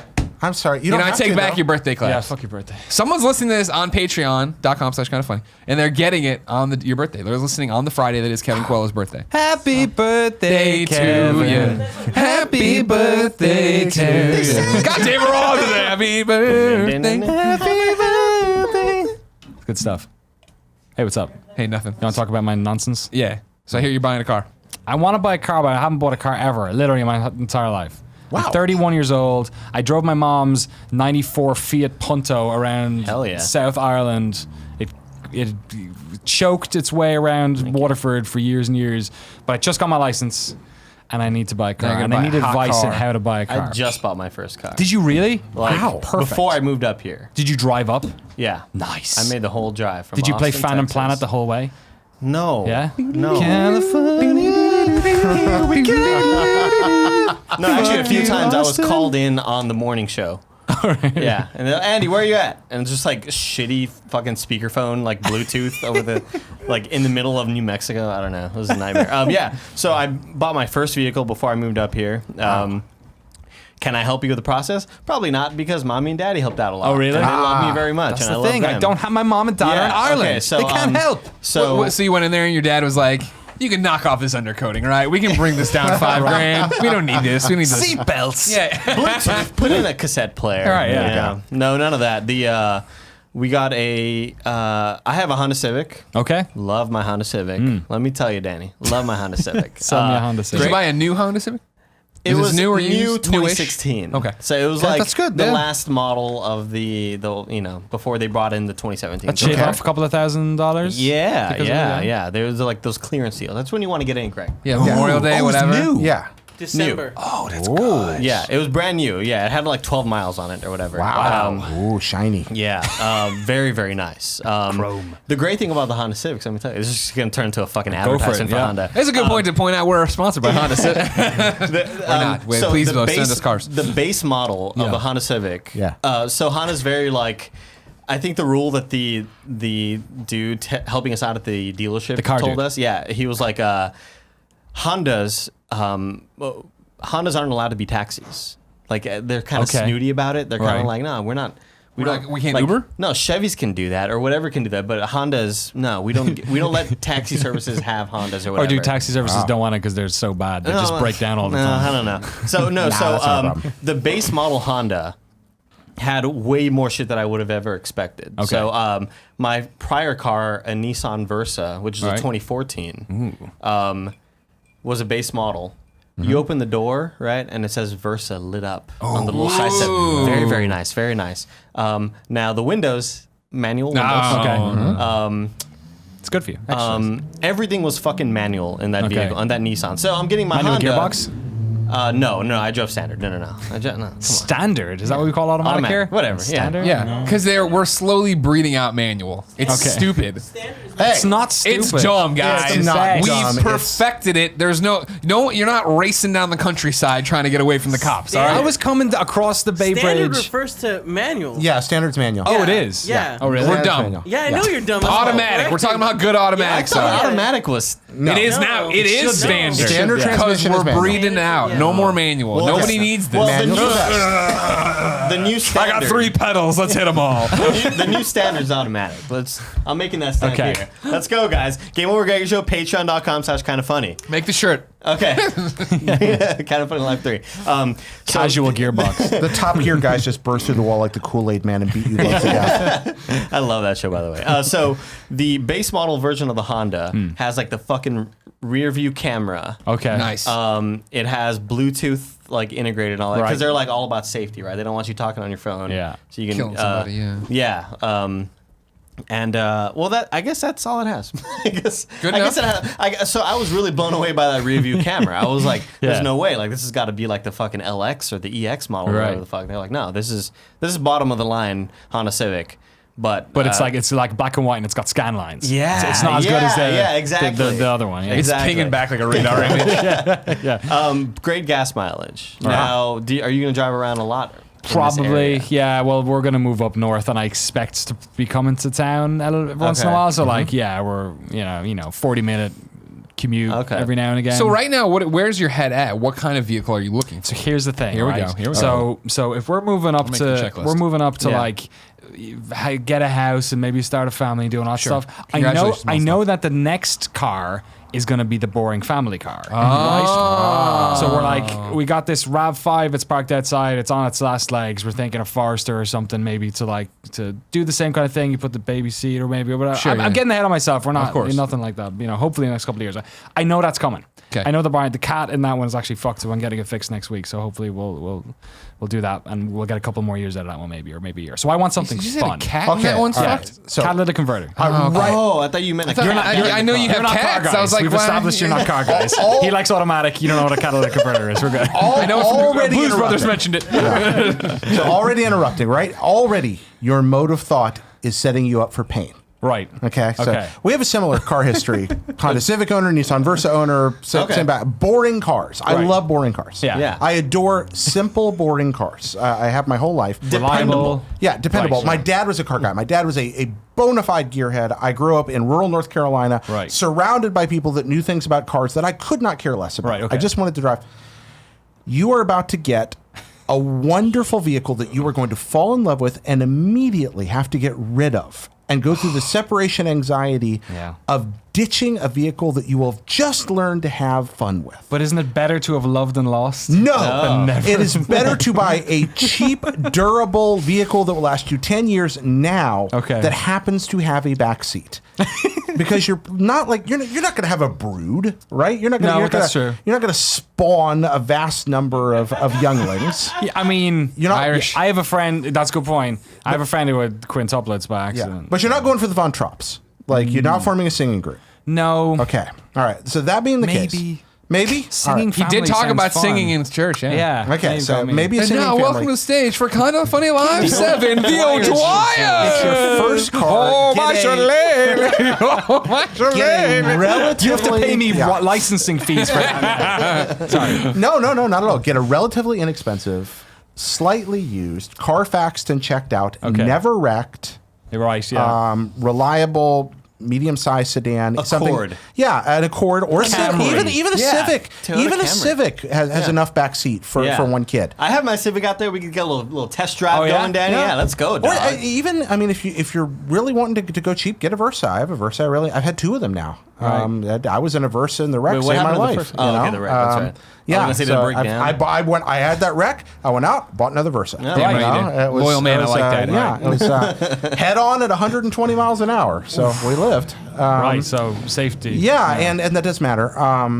But I realize it's the dullest possible thing to say, but you never had a car anyway. You're gonna like the new car a lot. That's the thing. You're right, but also I feel like I've had like 13 years maybe of I could have been having fun in a car. Sure, yeah. And my eyes are set on some like really stupid cars. Here's the thing. You want a fun car and a car you can put kids in? Get an Ecto-1.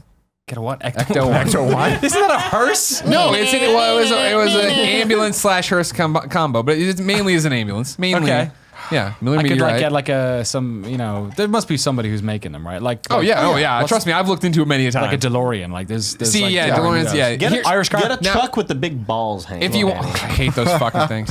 One of the weirdest moments was I was walking through downtown Columbia with friends from school, like normal people, normal friends, and there was a giant truck and then another car behind the giant truck, and it was one of my friend's girlfriends, and I'm with journalism students, and she's an Antler girlfriend, and she just leans out, she's like, Miller, and I'm like, oh hey, she's like, oh, look at the balls in this truck, and I'm like, yeah, all right, back to what we were talking about, keep on walking.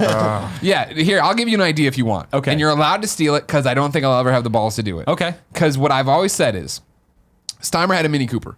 Right. Mini Cooper was nice. And everybody's like, oh, Big sunroof. Yeah, they're center fine. Yeah, it's pretty nice. Everybody always worries about me in small cars because I'm a huge dude, right? And I was always like, it's fine, but they do make a 4-door Mini Cooper now. Yes. The white model looks a lot like an Ecto-1. I've always said I would buy the Mini Cooper white double doors, and put the Ghostbusters logo and paint shit on it, and like, yeah, but like maybe not some me do it. spoilers Not or something. exactly. Yeah. I'm not painting it. I'm either hiring somebody or just paying Cool Greg $20 to spray paint it up and make it look that way. But like I would, but then I realized, of course, I live in San Francisco. Yeah. I'm gonna be parking on the street all the time. Some kids are gonna fuck with it, of course. That's true. You in a Mini Cooper, like, I don't know why I'm picturing Robert Downey Jr. in the Iron Man suit. That's how tightly. Jarvis. I thought you were gonna go. There's that Simpsons episode, the 36 short stories in Springfield. Yeah. Right, yes. Did you find something about my automobile? Look at that. Yeah. Like Kevin, I assume is gonna show up on one of the things here. The Mini Cooper. It's a nice mech suit. What is it? The white Mini Cooper S hardtop looks like the Ecto-1. Like I think that'd be a kinda sensible does. car. I shouldn't say when I move back to Columbia, Missouri and retire, I'll buy one of these motherfuckers. that Slap what the you Ghostbusters It kind logos of looks on like the car, not dream car, but like the car that I could reasonably get that I'm eyeing up. It kind of looks Get like a it a little Tesla. bit. Just go all out. That's a good point. Do you want to look up? It's not a Tesla, but look up the 2017 Miata. The Mazda Miata RF. Oh, they brought that back, right? It's the first hardtop Miata. Yeah. This is I'll let you know, this will be the first time I ever laid eyes on a Miata. Okay. And known it. I'm sure I've seen them. I just don't know. I'm not They're a car really, guy. but it's like the most popular. Like I only know soft-top Miata. convertible in the Literally, world. the only time I've heard someone mention Miata is in the movie Shattered Glass. Wait, you ever seen this? No. Oh, it's great. You got to go do it. It's about this guy, Stephen Glass, who totally made up all these articles. On the right, one on the right. Guy top jumps on right. the table. I'm getting a Miata. It's a great movie. Everybody check it out. Right? You can't Top fit right. That I one. cannot deny Miata's a lot of fun. You can't fit a baby in there. It's a Miatas are two-seater. lot of fun. It's a two-seater. It's got a hard top, so you don't have to worry about people like fucking with your shit. It's got the smallest trunk in the world. They're small, they're loud, they handle like a ninja Ninja. I know, that's what they're handle marvelous so that way. well. And because they're so low to the ground and so small, they're already peppy and fast. Yeah. But they feel like you're sitting in a roller skate with rockets attached to it. I mean, sounds it's so much delightful. fun. It's a lot of I've fun. sat in one. I haven't had a test drive yet. Yeah. And they're like so reasonably priced Yeah, for they what are. it is. Now, where are you going to fit all of your filming equipment? That's the fucking problem. Because you're not going to fit it in the trunk with yeah, the Miata. exactly. Yeah, that's glove true. compartment can't Well, fit. that's why I hired Jeremy Jane, who has the world's biggest. He's got like one of those trucks, but it's got like a flatbed truck, but it's got one of those shelled tops on it. So yeah, that yeah. looks like Ecto 1, Yeah, but okay. it's green. Doesn't look like and Ecto it's got the biggest like Sure. clutch or gear stick you've ever seen. It's like this high off the ground. Now I got a question for you. Do you want to drive fast? Is that why you want the Miata? I want to. What I like You about can't drive the fast Miata here. is they don't go that fast. No, but I mean here and like no, That's that's, the true. thing. Yeah, you're, But, like, if I'm you gonna if you be- move up north, you're going to be able to open it up for maybe what Yeah. 5 miles before you hit the I'm bridge. talking about Sonoma. I'm not saying going up to Live your like life Washington. around a mile but at in a time. Sonoma, you're going to get pulled over. Like that's Yeah. what's going to happen. You're speeding in Sonoma. And they don't go that fast, but what they do, they're really good for like street driving because Yeah. they're like nippy Oh yeah, and they fun. are They nimble as feel all, fast. and they feel fast, which is fun. Yes. Even when they're not fast because they're so small, they feel fast. But if speed's not the issue, you do have one other rare opportunity that I Okay. don't think should be missed here because you Okay. don't get many chances of this in life. No, that's why I need to This do a is your Wienermobile. moment, and it's going to be the only moment you have until like 25 years from now when you're the eccentric old guy. Okay. fucking listen up, Danny. All right. You have the chance to buy the weird car right now, which is the Oh, other yeah. option. You have the chance to buy the classic car that you work on, fix up, make look awesome, and drive around for a few years. And you're the guy with the Volkswagen thing. Right. You're the guy with the microbus. You're the guy with the microbus, yeah. DeLorean. Yeah, the DeLorean. Like, you're the yeah. exactly. Greg and I can Ryan help you McCaffrey, fix my it up. friend, loves Right. loves Couple of DeLoreans. gearheads So, right you know. here. Sledgehammers. But there are people in this area that can help you out. There are people you know that Right. can guide you down this path. And when you're the cool car guy, that's pretty fantastic. And sometimes because cool cars are not always all that expensive, the DeLorean's going to be, but some of those Right. others are not too bad. Yeah. you can get away with keeping it. Like get and an then you're the old guy 911 or like exactly, and something then like a crazy old Ferrari, like a 30-year-old Ferrari. Or and then you something. got it in your old man garage, 911? and you're the guy that has the cool old car. I played Gran You could do that. Turismo once. I don't really. I would Dodge Viper. Oh, that's So not expensive. The at all. Vipers were like, oh my god, back in the day, holy fuck, when that Right? show was on CBS, and I would sleep over at my grandma's house, and my brother and I would be there, and fucking Viper was on CBS, and it was a black, awesome ass car. I was all about the Viper, dude. Like Right. huh? Yeah, it's yeah, like- the blue one with the white stripes. Stripes, yeah. It was like That's the one- Gran Turismo, Lord, man. yeah. That's the car. Letterman Absolutely. still drives one of those around occasionally. Really? I think. Yeah. You could That's get a awesome. late '90s Viper for not much. Yeah. Or like, sure, Dodges aren't even that expensive. Like new Dodges aren't. But here's the that expensive. thing. 38 miles to the gallon in the Right. city on my vehicle. You know what I'm saying? Come on, Greg? man, come on. That's NTG smart on the chest. Miata is unreal, mostly because it's like it only 2 fits pounds. 2 people, Yeah. Yeah. even with the hard top. Because so. it's a paperclip with wheels and a Right. big engine. Have you thought about going full San Francisco and just getting the Prius? No, Yeah? no, Not ready for that move? All right. Just put it out there. But just saying they're that's fine. quiet. Yeah, they're too quiet. That's Yeah, the they're problem. creepy Too quiet. They are sad. creepy Yeah. quiet. Why Yeah. am I making such little noise? Yeah. What am I hiding? Well, Who am yeah, I creeping up exactly. on? So now I you look suspicious. You Yeah. mentioned mom and dad aren't here to help. And Yeah. you didn't mean not money They're in wise. Ireland. Exactly. Yeah. Yeah, I think They're we know both that. still with us. Thank Exactly. you. Okay. Yeah. Well, yeah, I didn't. They're on our They're looking existen- down from up above in Ireland. They're on our existential plane.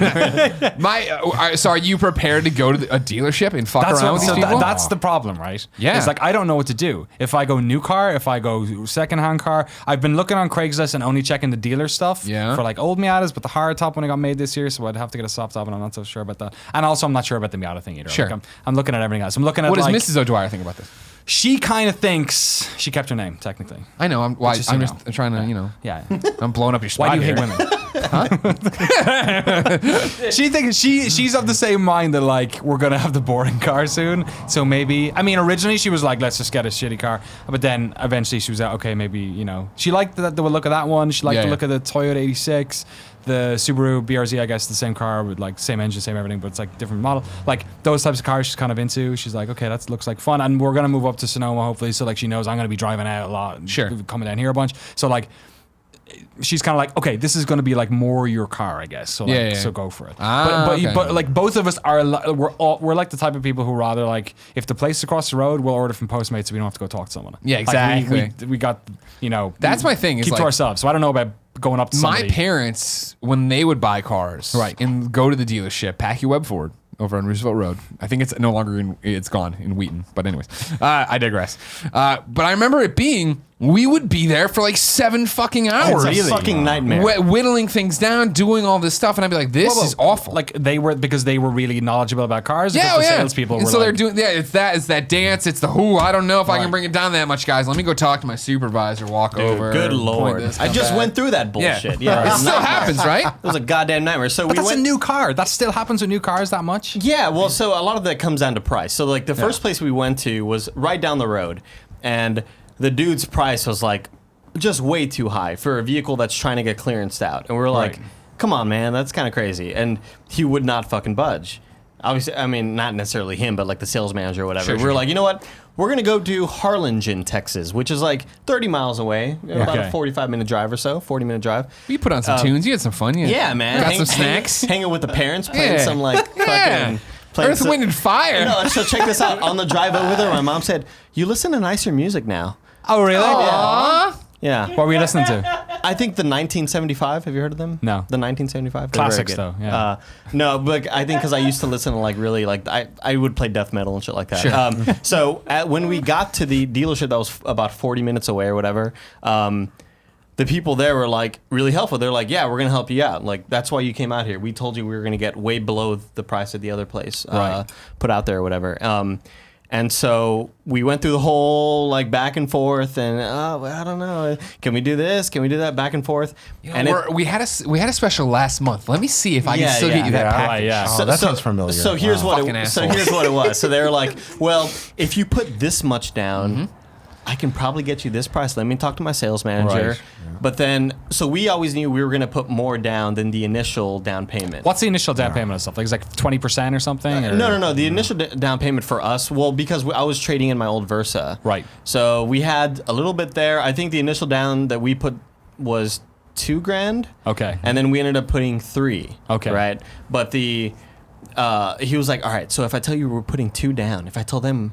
Like he did the total thing that I I'm would your do. friend. He did the thing I would Yeah. do at Yeah. Best Buy, like Yeah. fucking like It's all this right. guy's he's having a bad day. Yeah, I my just manager, gotta, he's total dick right now, bro. But I'm gonna tell you, if we put this much down, we'll get it at this price. And then when we get you at that price, that's when you put more down. You get it down to an even lesser monthly payment or whatever.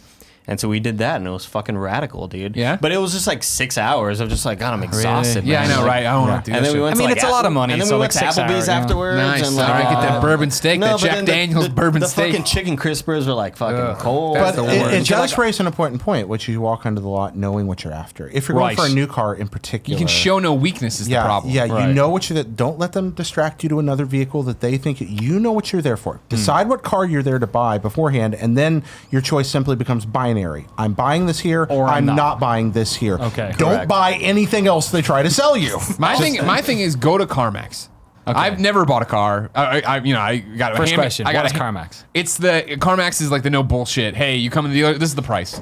It doesn't move up or down. It's less than what a dealer would tell you sticker price. Maybe you could argue them Is down this lower. a physical location? Yeah. Okay. And my whole thing with it is that for me, again, I what happened is I got a hand-me-down car and then I bought my mom's car when Right. she got done and I sold the cars and I never did. CarMax is like the GameStop of cars. Exactly. Okay, right. Do you want to pre-order this? Yeah. Exactly. Do you want to pre-order these tires? No. A little known Greg Miller story. I talk about this internship I did out in Rockville, Maryland. Okay. In between junior and senior years of college, right? But what it was is You that sold cars. No, I went to a company called UCG, and I forget what it stands for anymore. I think United Communication Group or something like that. Maybe I'm getting the wrong. Maybe it's UGC. It doesn't matter. User-generated What I did is content. they did a bunch of different newsletters to specific industries.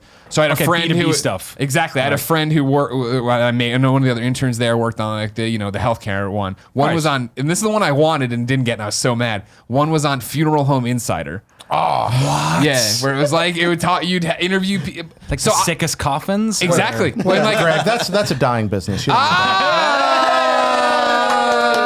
But my assignment was car dealer insider. No fucking 100%. way. And I was like, I don't know anything about cars. They're like, that's not what this is. This isn't, hey, look at this car. It's car dealers talking to other car dealers. And so it was social network. You got like the black book. You got like the... Dude, my biggest not my biggest article, like I had ClickViews or something, but the article that I remember the most was this guy in, you get to subscribe to this guy in Oklahoma had come up with this script, and sales had risen 75%. Right. And he was now selling the script, but they gave us a sample, and it is such like, you fucking asshole snake motherfuckers. I'm totally like, blank insert person's name here. Blank, I don't know. Let me go talk to this person. Wait, and then it was like, wait 15 minutes. Come back. Be like, I'm like, oh, you scumbags. Oh You know what I God, mean? yeah. Like, fuck off. Because that's the thing is like, when I inevitably need a car one day, I'm gonna have to go to one of these things, and I'm gonna Right. walk in and be like, I want that car for this much money, and like I don't want to fuck around. Right. Do it now. I'll pay even more. I don't know. You know what's happening right now, though, right? Is that right now,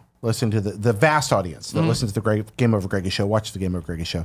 There are several hardworking car salesmen out there I right know. now that are weeping, just like, I'm just trying to make I'm a not- living, I'm man. not- I'm just trying to make a living. And that's the thing is everybody knows like somebody will get their feathers ruffled about it. It's not. I know not every car dealership person's a scumbag. We back at Packet Web Ford, my parents bought Dad's Ford Ranger, '94 Ford Ranger that my father still drives.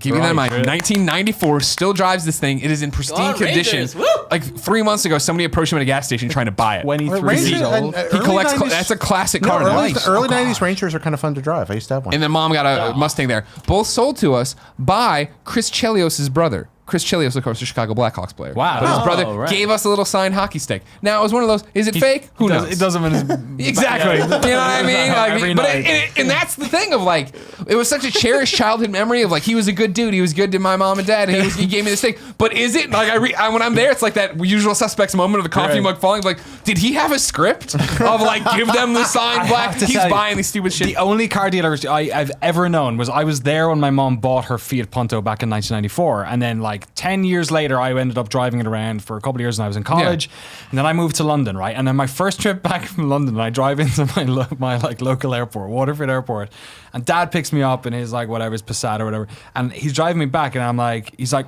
catching up with all the stuff that's happened since you left, and he's like, oh, we got rid of the Punto, Mom got a new car. She got a new Punto, as you would, she loved that car. Fixed it again tomorrow. And I'm like, oh, what happened to the other one? And he was like, we brought it back to the guy. We bought it from him. And I remember this dude. He was super nice, very handsome guy. And I remember thinking like, okay, that's cool. He was a cool guy. That's a really nice one. I'm like, what happened? Did he give you good money for it? And he was like, he said it was the first car he ever sold. He said it was like a museum piece. No, he said that a million He was times. taking it back, and he was. Hold your thought. He's taking it back, and he said he's gonna keep it because it's the first car he ever sold, and it's like a museum piece, right? As my dad is telling me this story, no. the car in front of us looks really like, and this is a town of like 40,000 people, right? 100,000 people live in the county. The car in front of us was literally the fucking Punto. And I was like, we're having this conversation, and I'm like, I'm kind of sick because I'm like about 100 yards up the road, he's catching up with us. On the road to our house from the airport, which is like maybe half a mile, I'm like, Dad, I think that's it in front of us. And he was like, no, I don't think so. I'm like, yeah, I put those stickers on the back. It got sold 6 months earlier. And he's like, you really think so? And like now I'm thinking, did you buy the car for me? Like, is this like part of some sort of elaborate? It literally drives the whole way to our house. The last turn to go into our house, it goes straight.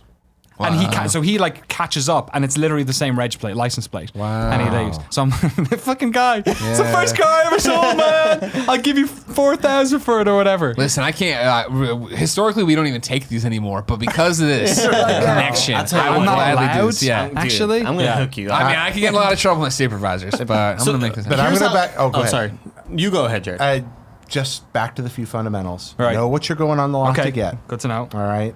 Don't buy anything that you aren't there to buy. Right. Have your budget. Stick to it. That's Do not important. let them talk you over. Period. Okay. Just walk away somewhere else. We'll sell it to you for what you want, or you'll adjust. Or I can come back there someday if it is that good a deal. Exactly. Right, okay. If you do buy new, generally speaking, buying slightly used Yes. is just a better value. If you do buy new for some reason, don't buy the stupid coating.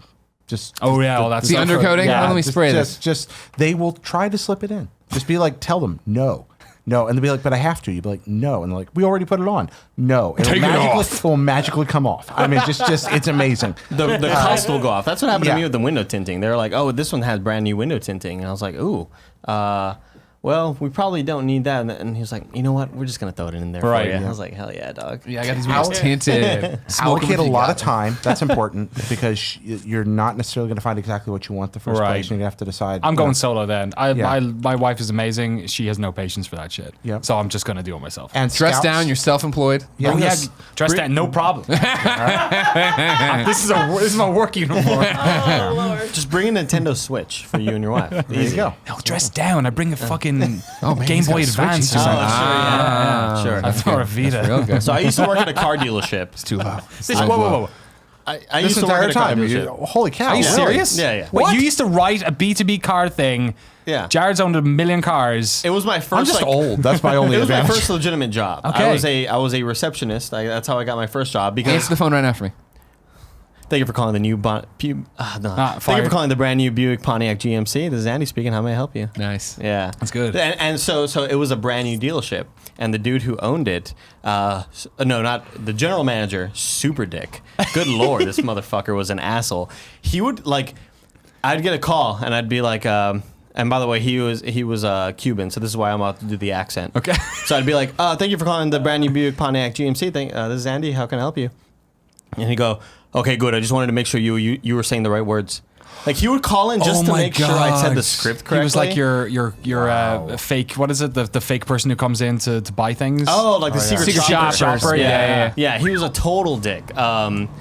Always on, like, okay, this is like totally throwing out accusations. I'm pretty sure he was always on coke, like all the time. I mean, he runs a car dealership. Yeah, it kind of works. Comes to with the it, territory, Right? yeah. So he'd walk around like, hey, coño, what's going on, coño? Like he would say coño all the time. does that mean? Coño just means like dude or bro or whatever. Okay, It's just okay. like a slang for it Sure. or whatever. And so I worked with two of my uncles at the time, and what helped me with buying my new vehicle was the whole, hey, look. This is my mom sort of thing. Hey, Right. my brother works at blah, blah, blah dealership. My other Right. brother works at blah, blah, blah dealership.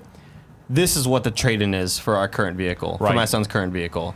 This is what the trade-in is. Don't try to like undercut us. Yeah. You know, they're like, you know, so it's good having that sort of like Yes. blueprint for what your old Sure. vehicle's worth. Now you're not doing that, but you could just lie about it and just be like, hey, Yeah. my old coworker or my brother works at so and so. It's RAV4. It's like 20 years old, but It's like- what grand for every year. Yeah, this camera. It's what they every say. year. This camera's like 30 shillings or whatever you might say. Yeah, exactly. Whatever. Yeah, you- exactly. Yeah. I'll just blind them with that. Speaking of which, actually, my phone just went off, which means I need to throw more money in the meter. Oh, okay. So we should probably wrap this up. Okay. This topic. Okay. Not to Then we'll just not end to right here. sideline host. Just go pay the meter, and I'll tell my one little adage. Just because one time my first job was at Petland, Okay. small Petland in a strip mall. Oh, man. Yeah. You worked at a Petland. I did work at a Petland. I was a Santa at a Petland once. Really? Yeah. How'd that go? I got a snake over my shoulders. There was a dog that peed Yeah, on you me. It did. was the most fun. interesting Yeah. person I've ever met. I know, right? Yeah, I know. But no, they let me answer the phone like within the first few days, and I went to answer the phone. They're like, "Do you know what to say?" And I was like, "Thank you for calling Petland. This is Greg." And I was like, "No, what do you need to say?" And from that day forward, I had to say, "It's a great day at Petland. Oh, this is God, Greg. fuck How can I that. help you?" Yeah.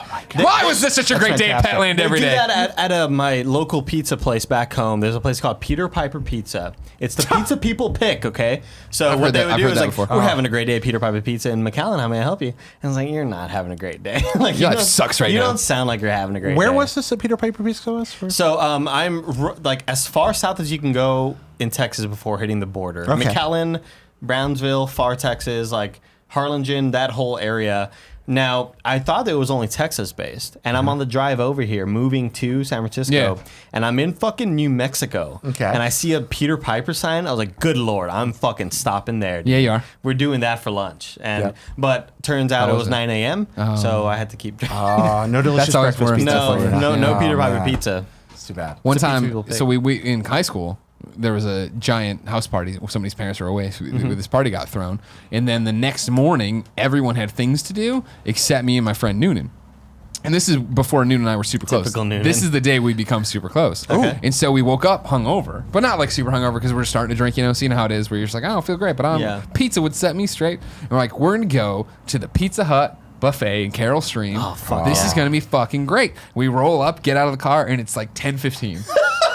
And we're like, fuck, what do we do? We went back to Noonan's Do you have the house. cinnamon and frosting pizza? They weren't open. We went back to Noonan's house and like sat in the basement watching TV, and his mom came in like, what are you guys doing? We're like, we're killing time to the pizza buffet opens. But did you get to the pizza buffet? Fuck Did yeah. you go back when the pizza Hell buffet yeah, was we fresh? did. Like right when Oh my God, right. There's nothing more indulgent, terrible, and wonderful on earth than getting to a pizza buffet the moment it opens. Oh, yeah. That is the best because suddenly it's like it's not yet rancid. Yep. There aren't flies on it. There aren't slug colonies being born You can in see it. like It's just- the minimum wage staff like rolling their eyes as we walk in. They're Yeah. like, we're gonna destroy this pizza buffet. it's like- We've been That's the waiting same quite a face I while. would give people when I worked at Best Buy when it's like 10 in the morning, people waiting outside like, oh, these motherfucking losers over here. Like, that's how I felt totally as that like employee for 6 years. I like, never had a chance to have damn like a cynical job. Like I was really lucky. So like it was like a pharmacy. So if people were waiting outside, I was like, oh man, they really They must need be their really pills. sick. Someone's gonna Yeah, die. man. no. You know, 6 years of Best Buy was very cynical. oh, that'd be rough. Andy, what's Yeah. your topic? Oh, I thought you had a topic. No, we're skipping it to go to yours. Oh, okay. I guess. Okay. Do you not want to do your topic? I mean, if you have a better one. Now I really want to know what your topic is. So, Danny, you get to pick. I get to pick. So, what we have, no, I'm going to tell you what they are. Oh, Andy wanted to talk about bubblegum. okay. I had the topic of Strong start. bubblegum for Andy, or hard mine's of an it. either or one. Okay. So you have 3 picks Three here. way. Okay. I mean, you got 2 chances to pick bubble gum. I'm not sure if you're Bubblegum? gonna do it. All right. How do you pee or terrorism? Wow. One of these things is not like Yeah, the one other. of these is not like the normal Game Over Greggy show. I'll Andy be honest. topic. I got bubble gum here. Yeah. I got. Hey, you need. Hey, pee. Hey, pee is. Yeah. I don't know. Again, Maybe how do you pee? Maybe 2 serious topics is a bit. We've had the had theological we had in a there. pretty I serious don't want topic. to end on a lighthearted note. Like, Yeah. So, okay. So do you want bubblegum They or were how do you recording pee? this. There's some pretty Trident terrible things Layer is happened, one of yeah. the most underrated gum bubblegums of all time. Pee. How you pee? How you pee? All right, this is my topic. Thank you for siding with me on this. What I'd like to talk about today, gentlemen, is how do you pee? Now, With my penis. exactly right. Here's the thing I've noticed. How do you pee? On this show that I do once in a while, Super Knockin' Boots. Yes. We get into interesting territory all the time because we have a bunch of weirdos on that show. Yeah, you do. Damon and Ty Root are part of the Dicks Up Club, Yeah. which means that in their underwear they like their penis to be up. That's yeah. Weird, right? Or are you a Dicks Up person? No. Okay, no Dicks Up. Kevin, are you Dicks Up? That's not a thing. It is they say it's a thing. You'd be surprised the amount of people who write in saying it is a thing and they I do do it. that if I have like a surprise boner. Of course, tuck it in the Tuck it in waistband. the Tuck it in the waistband. waistband. Yeah. But what, are they wearing like? I assume boxer briefs. Yeah. How, How does that would you work? even? Yeah. Well, I mean, you can put it do up with there, briefs. and then over time it comes down. But Yeah, you can do it with briefs. It can be done. Okay. Yeah. Oh yeah, briefs. I imagine. I think loose boxers Right. is where it would get. Yeah. Loose boxers is just. I don't play that game. Okay. Yeah. No. Okay. I don't fuck around. So with now that, of course, I'm with you. I'm with the majority of normal human beings. I'm like, that's a weird thing, Ty Root. Why would anyone Yeah. do that? But then it's come up Ty Root. before of peeing. And this is just something that recently has come to my attention because they called me out for how I peed being weird. So then I started doing it maybe I think their way, but I don't even know if I'm doing it right. I didn't know how there do was you more pee? than one way So to pee. I wear boxer briefs from MeUndies. Okay. So, the softest fucking underwear, and they've never sponsored us. The softest underwear in the world. I love these fucking things so much. Can I I- pay a can I premium. see? Of course you can. Now I'm very hot. Hold on. Okay. So they are going to be even wetter than Oh, do you need to do Okay. that? Okay. All right, I'm switching over here. I'm very Oh, worried. they're good. Well, yeah, those it's are good. soft. Right? Those are Do you want really something? soft. Oh, Lord. Wow. Oh, interesting. It's like do you want to touch it? Under Armour. I've touched Yeah. it before. Those are really There's a soft. stretchiness to But they're it not as well. silky. Like they don't have like they don't feel It's like not they feel weird I'm not against trying to them. impress anybody, but this No. is super soft. What are you wearing over there? Like they're soft, but they're not that soft. Okay. There's too much cotton What? balling. What's Oh going no, on? this Andy's wearing like the flannel pajama boxers. wow. American Eagle. No, can't do that. Can't down that. No? Now the thing about these underwear is that there is no dick hole. Yes, There's okay. no dick Yeah. hole there. Oh. So what I did, Ditto. and this was a new one because I've worn other boxer briefs that have the dick hole. You know what I mean? Yeah. Like that's there. And actually, I guess I was wearing Michael. It's really hard to pee when you. I was no wearing dick Michael Kors before this. No dick hole, no hole for the dick. I suddenly understand the question better. Right? And so I think it was Damon one time we were talking and telling the story about peeing for some way or another. And I mentioned that there was no dick hole on these. And he's like, well, how do you pee? How do you pee out of them then? Right. And I said what I thought was the reasonable answer. I grabbed the leg hole. No! I grabbed the leg hole and pull it up over. I thought it made sense.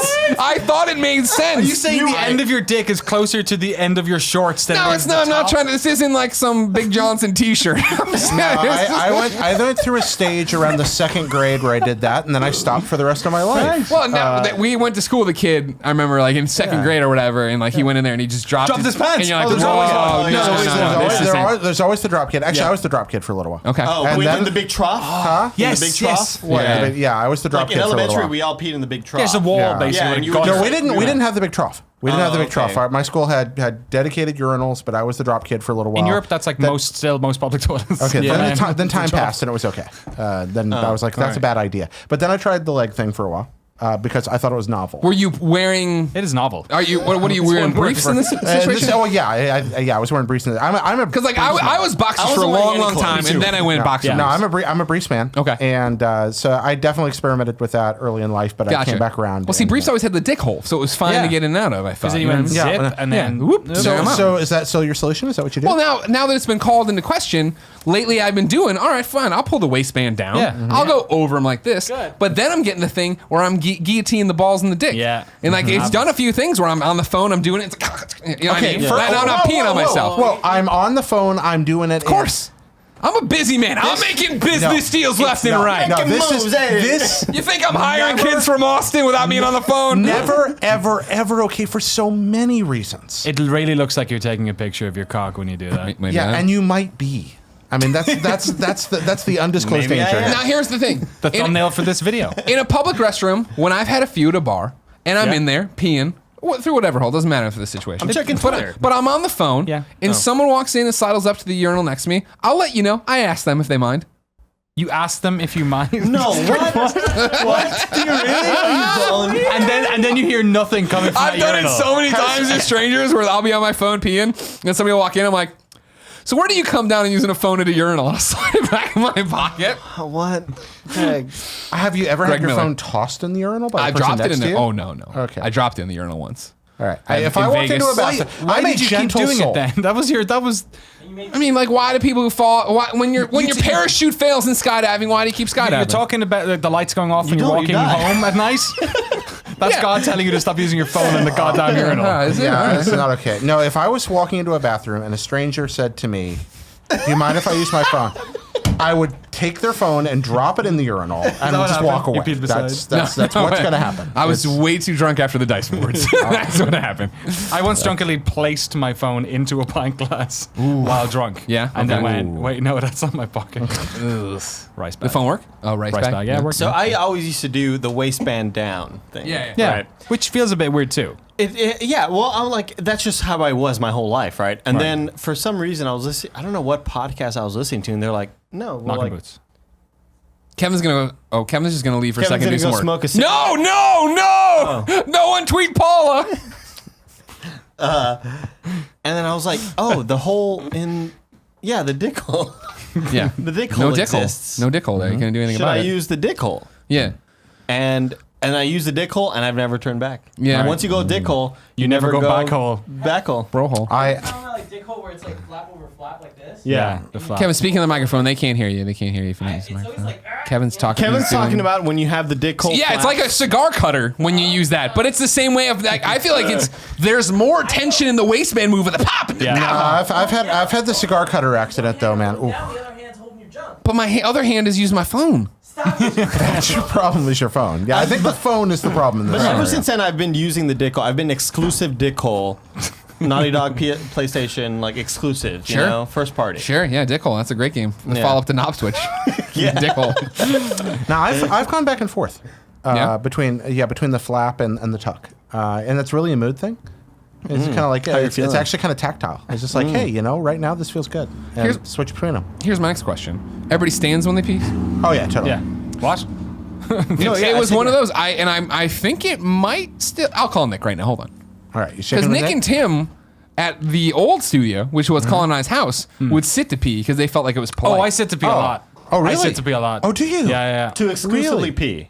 Yes. To with zero poo poo. Yeah. Wow, Zero really? poo-poo. I don't. Wow. Yeah, I have a spraying issue. Okay. So interesting. I got a little bit. Do you ever stand? I stand if I'm in a public urinal. Sure. Because I ain't my house. I don't Sit give a on shit. it. Nick, you're on the Game Over Greggy show. How are you? Good. How are you? Good. Hey, I was just wondering, when here at the new studio, do you still sit to pee, or was that just because you were out visiting my house before? I usually sit the pee still. Yeah, I like it. It's relaxing. Sometimes it just cuts out that little bit of time that you need between number one and number two sometimes. But sometimes I don't know what's coming, you know what I mean? So I want to be prepared for everything. Sure, I understand. Okay. Thank you. Love you. Love you. Bye. Bye. See, when alternating between urination and defecation, I still stand to pee. Now, like, even in here's- those situations. Here's the story. Urination Defecation is my new album. Here's a story about Greg Miller's urination and defecation. Right. Is that can't they are wait. two distinctly different things for me. To where I sit down to poop and shit you not, 9 out of 10 times stand up and we'll start to leave and I'm like, nah, I still gotta pee and walk back and pee. Oh, really? Yeah. You don't Because poop I'm and there pee at for the same one time? business. I mean, there's a little bit. But your mind is just like I'm two not different focused jobs. on the urination. I'm worried Right. about the defecation. Here's what's happened to me a lot. Lay it on me. Now I'm getting like inside baseball. This is the content people want if they've stayed is- this long. Don't yeah. worry. Patreon. This Patreon is only. very, very, very private. So sometimes I'm sitting down and I'm pooping, right, or Yeah, of whatever, course, yeah. and I'm peeing as well. Sure. And I, with my body shape, I have large thighs. Okay. Sometimes the large thighs constrict the pee. They Oh, constrict really? my PP. As my PP your is- penis. Yeah, Yeah. my PP is. You gotta spread 'em. Yeah. So Oh. there are times where like I stand up and I'm like, nope, still got some pee there. They almost got me. Yes. I almost got That me. Yeah, happens. because there's been times where like I stand up and I fucking just like I leave. Oh, it's like a kink in the hose. It's not done, yeah. Whoa. Yeah. So I've had to. I've been mentally conscious of that shit. Of like, all right, I'm peeing right now. I think I'm done, but am I done? Let me Yeah. kind of do a little. Nope, Move it wasn't around? done. A little bit You more. open up your thigh Yeah. a little bit. Is there a Right. worse sound than when you get up to pee in the middle of the night and you're like, I don't need the light, and you hear it hit the ground? You're like, fuck. Yeah. See, I'm a disciplined no. peer. I turn the light on. Doesn't happen if Always, you sit yeah. down. Bring the glasses along. Because those accidents. Do you honestly think Jared Petty's irresponsible enough to do that? Well, no, I've missed. There have been mishaps, but it hasn't been Sure. caused by the light out. It hasn't been caused Okay. by the lack of glasses. It's simply caused by Cat pouring. jumping on you. Yeah, just like oh man, something like that. Like I masturbated too much, and this is just going yeah. everywhere. Yeah. Let me tell you, another shout out to me, myself, and Irene. And when I say another, I mean probably the first shout out that movie's ever got. Yeah, I know. Because as a young boy, maturing and masturbating, 100%. you have no idea if this weird, crazy urine spray is normal. Is this something everybody Yeah, has? You know, right. talk about. And that movie was like, Irene, why am I peeing like I've been Yes. having sex all night? I'm like, oh, it's normal. Yeah, it's Thank just you. like spraying it. I had yeah, that yeah. same realization when Yeah. I saw that scene. I Yeah. was like, yeah. Thank you, Jim Carrey. Yeah. Renee Zellweger. I was prepared by literature. Sure. Like the Bible? Literature? Or? No. That's in there too. That's literally in there. Absolutely. okay. There's at least one story about that happening. Interesting. But no. And after Abel cameth and sleepeth for 4 days. There's a lot of sex in the Bible. Hell yeah, it's hot. Well, I mean, people had a kind of a more pragmatic attitude. You know, you live. Hell yeah. There wasn't a lot to do in the world, so people were a little more pragmatic Yeah. about it. But no, I when it comes to like being informed about this stuff, my parents were ridiculously progressive. Really? So, Oh, yeah. really? So well before I hit puberty, they're like, "Hello, son. Here's a giant pile of literature. We know you'll have questions. Let's sit down and talk about them. Don't be afraid. Wow. Everything's good." Like, and so great. a lot of it wasn't that surprising. I mean, it's still terrifying and horrible, but my mom and dad were really great about There was it, and it did help. There was an awesome moment cool. of watching TV with my parents, and there was some reference to sex or whatever. Right. And like it went to commercial, and I remember they could. My mom could read that I was thinking that over. She's like, Yeah. She Just could so tell you you're kinda know- horny. Yeah. A little boner. she's like, always use the pee hole. Gotta go to the bathroom. She was like, just so you know, Greg, if you have any questions about sex ever, you're allowed to ask them or whatever. And I'm like looking at my mom doing this, and I could see my father in the other chair getting uncomfortable. So it was the most mixed signal thing of all time. And I'm like, I forget what I asked about. Oh, Maybe gotcha. condoms. Because I remember once we saw a condom in a park, like Yeah. on the ground, and my friend Mike was like, that's what people rub on their dick when they're ready to have sex. And I was like, oh. He's like, there's a jelly in it that you rub on your dick. And I was like, oh, makes sense. Makes sense. Why? I remember seeing one in our like high school yard and asking one of my buddies, "What's that?" And he went, "That's a rubber Johnny." And I was like, "Oh yeah, cool." Oh, of course, yeah, rubber I didn't Johnny. know what it did for like a year. Yeah, Rubber it was like, Johnnies. well, I also remember like watching TV shows that were way too above my reading level or whatever, where it would be like it wasn't, but it's like the Seinfeld episode where George can't get the erection, and I thought it was the reverse. That he was Right. hard, and that's why he couldn't have sex. And it was like, because like, who the fuck knows how sex works? Oh, you know? I see. I used to think that a vagina was like a thing you could grab. Like, Because of Donald Trump. I thought there was like a bulbous, like meaty thing to it. It was like, almost like an penis. external organ. Yeah, yeah. I thought it was like a like you could flap it and shit. Sure. Just grab that fucking That bulb. It's what Bulbasaur was based on. grab that vulva. You know? Yeah. Get a good handful of vulva going there. And there go my ministerial credentials. If you didn't know, ladies and gentlemen, this has been the Game Over Greggy Show. Each and every week, 4, sometimes 5 best friends gather on this table. Each bring a random topic discussion for your amusement. If you like that, head over to Kind of Funny's Patreon page, patreon.com/kindoffunny, where you can toss us a few bucks, get every episode early, along with a bunch of bonuses, perks, and goodies. If you have no bucks to toss our way, no big deal. Head over to youtube.com/kindoffunny. You can subscribe and see the show broken up topic by topic, day by day, until it goes up as one big MP3 and video around the world. Gentlemen, this was fantastic. I really had a good time. Thank you for having us. No, thank you. Thank you very much. Thank you, Anna. Thank you. Thank you guys. No, that's good. Now So get we- back to work on Kind of Funny live stuff. We talk about bubblegum now, or Until next time, it's been our pleasure to serve you. so Trident layers, guys. That was a great episode of the Game Over Greggy Show. If you agree, subscribe here. Like the video. There's nothing really to click on. Go support us on Patreon. Go watch other videos over here. Go check out Kind of Funny Games over there. We're doing a bunch of cool Let's Plays and stuff. Come to Kind of Funny Live 3. Buy a shirt. Why don't you support us on all the Patreons? Did you know that we have a Twitch thing? Maybe you should go there. Did you know that if you have Amazon Prime, you have Twitch Prime as well, and you get a free subscription every 30 days, and you should give that to us. Did you know that we also still put things on Bandcamp? I didn't, but we do, and it's really fucking weird that I have to go do that every so often when Kevin's not here and I have to do it. But I'm glad that Kevin does, and he remembers to do it. Did you know that Joe Noel is community manager? If you have questions, go there. There's the Kind of Funny. I expect to be cut off.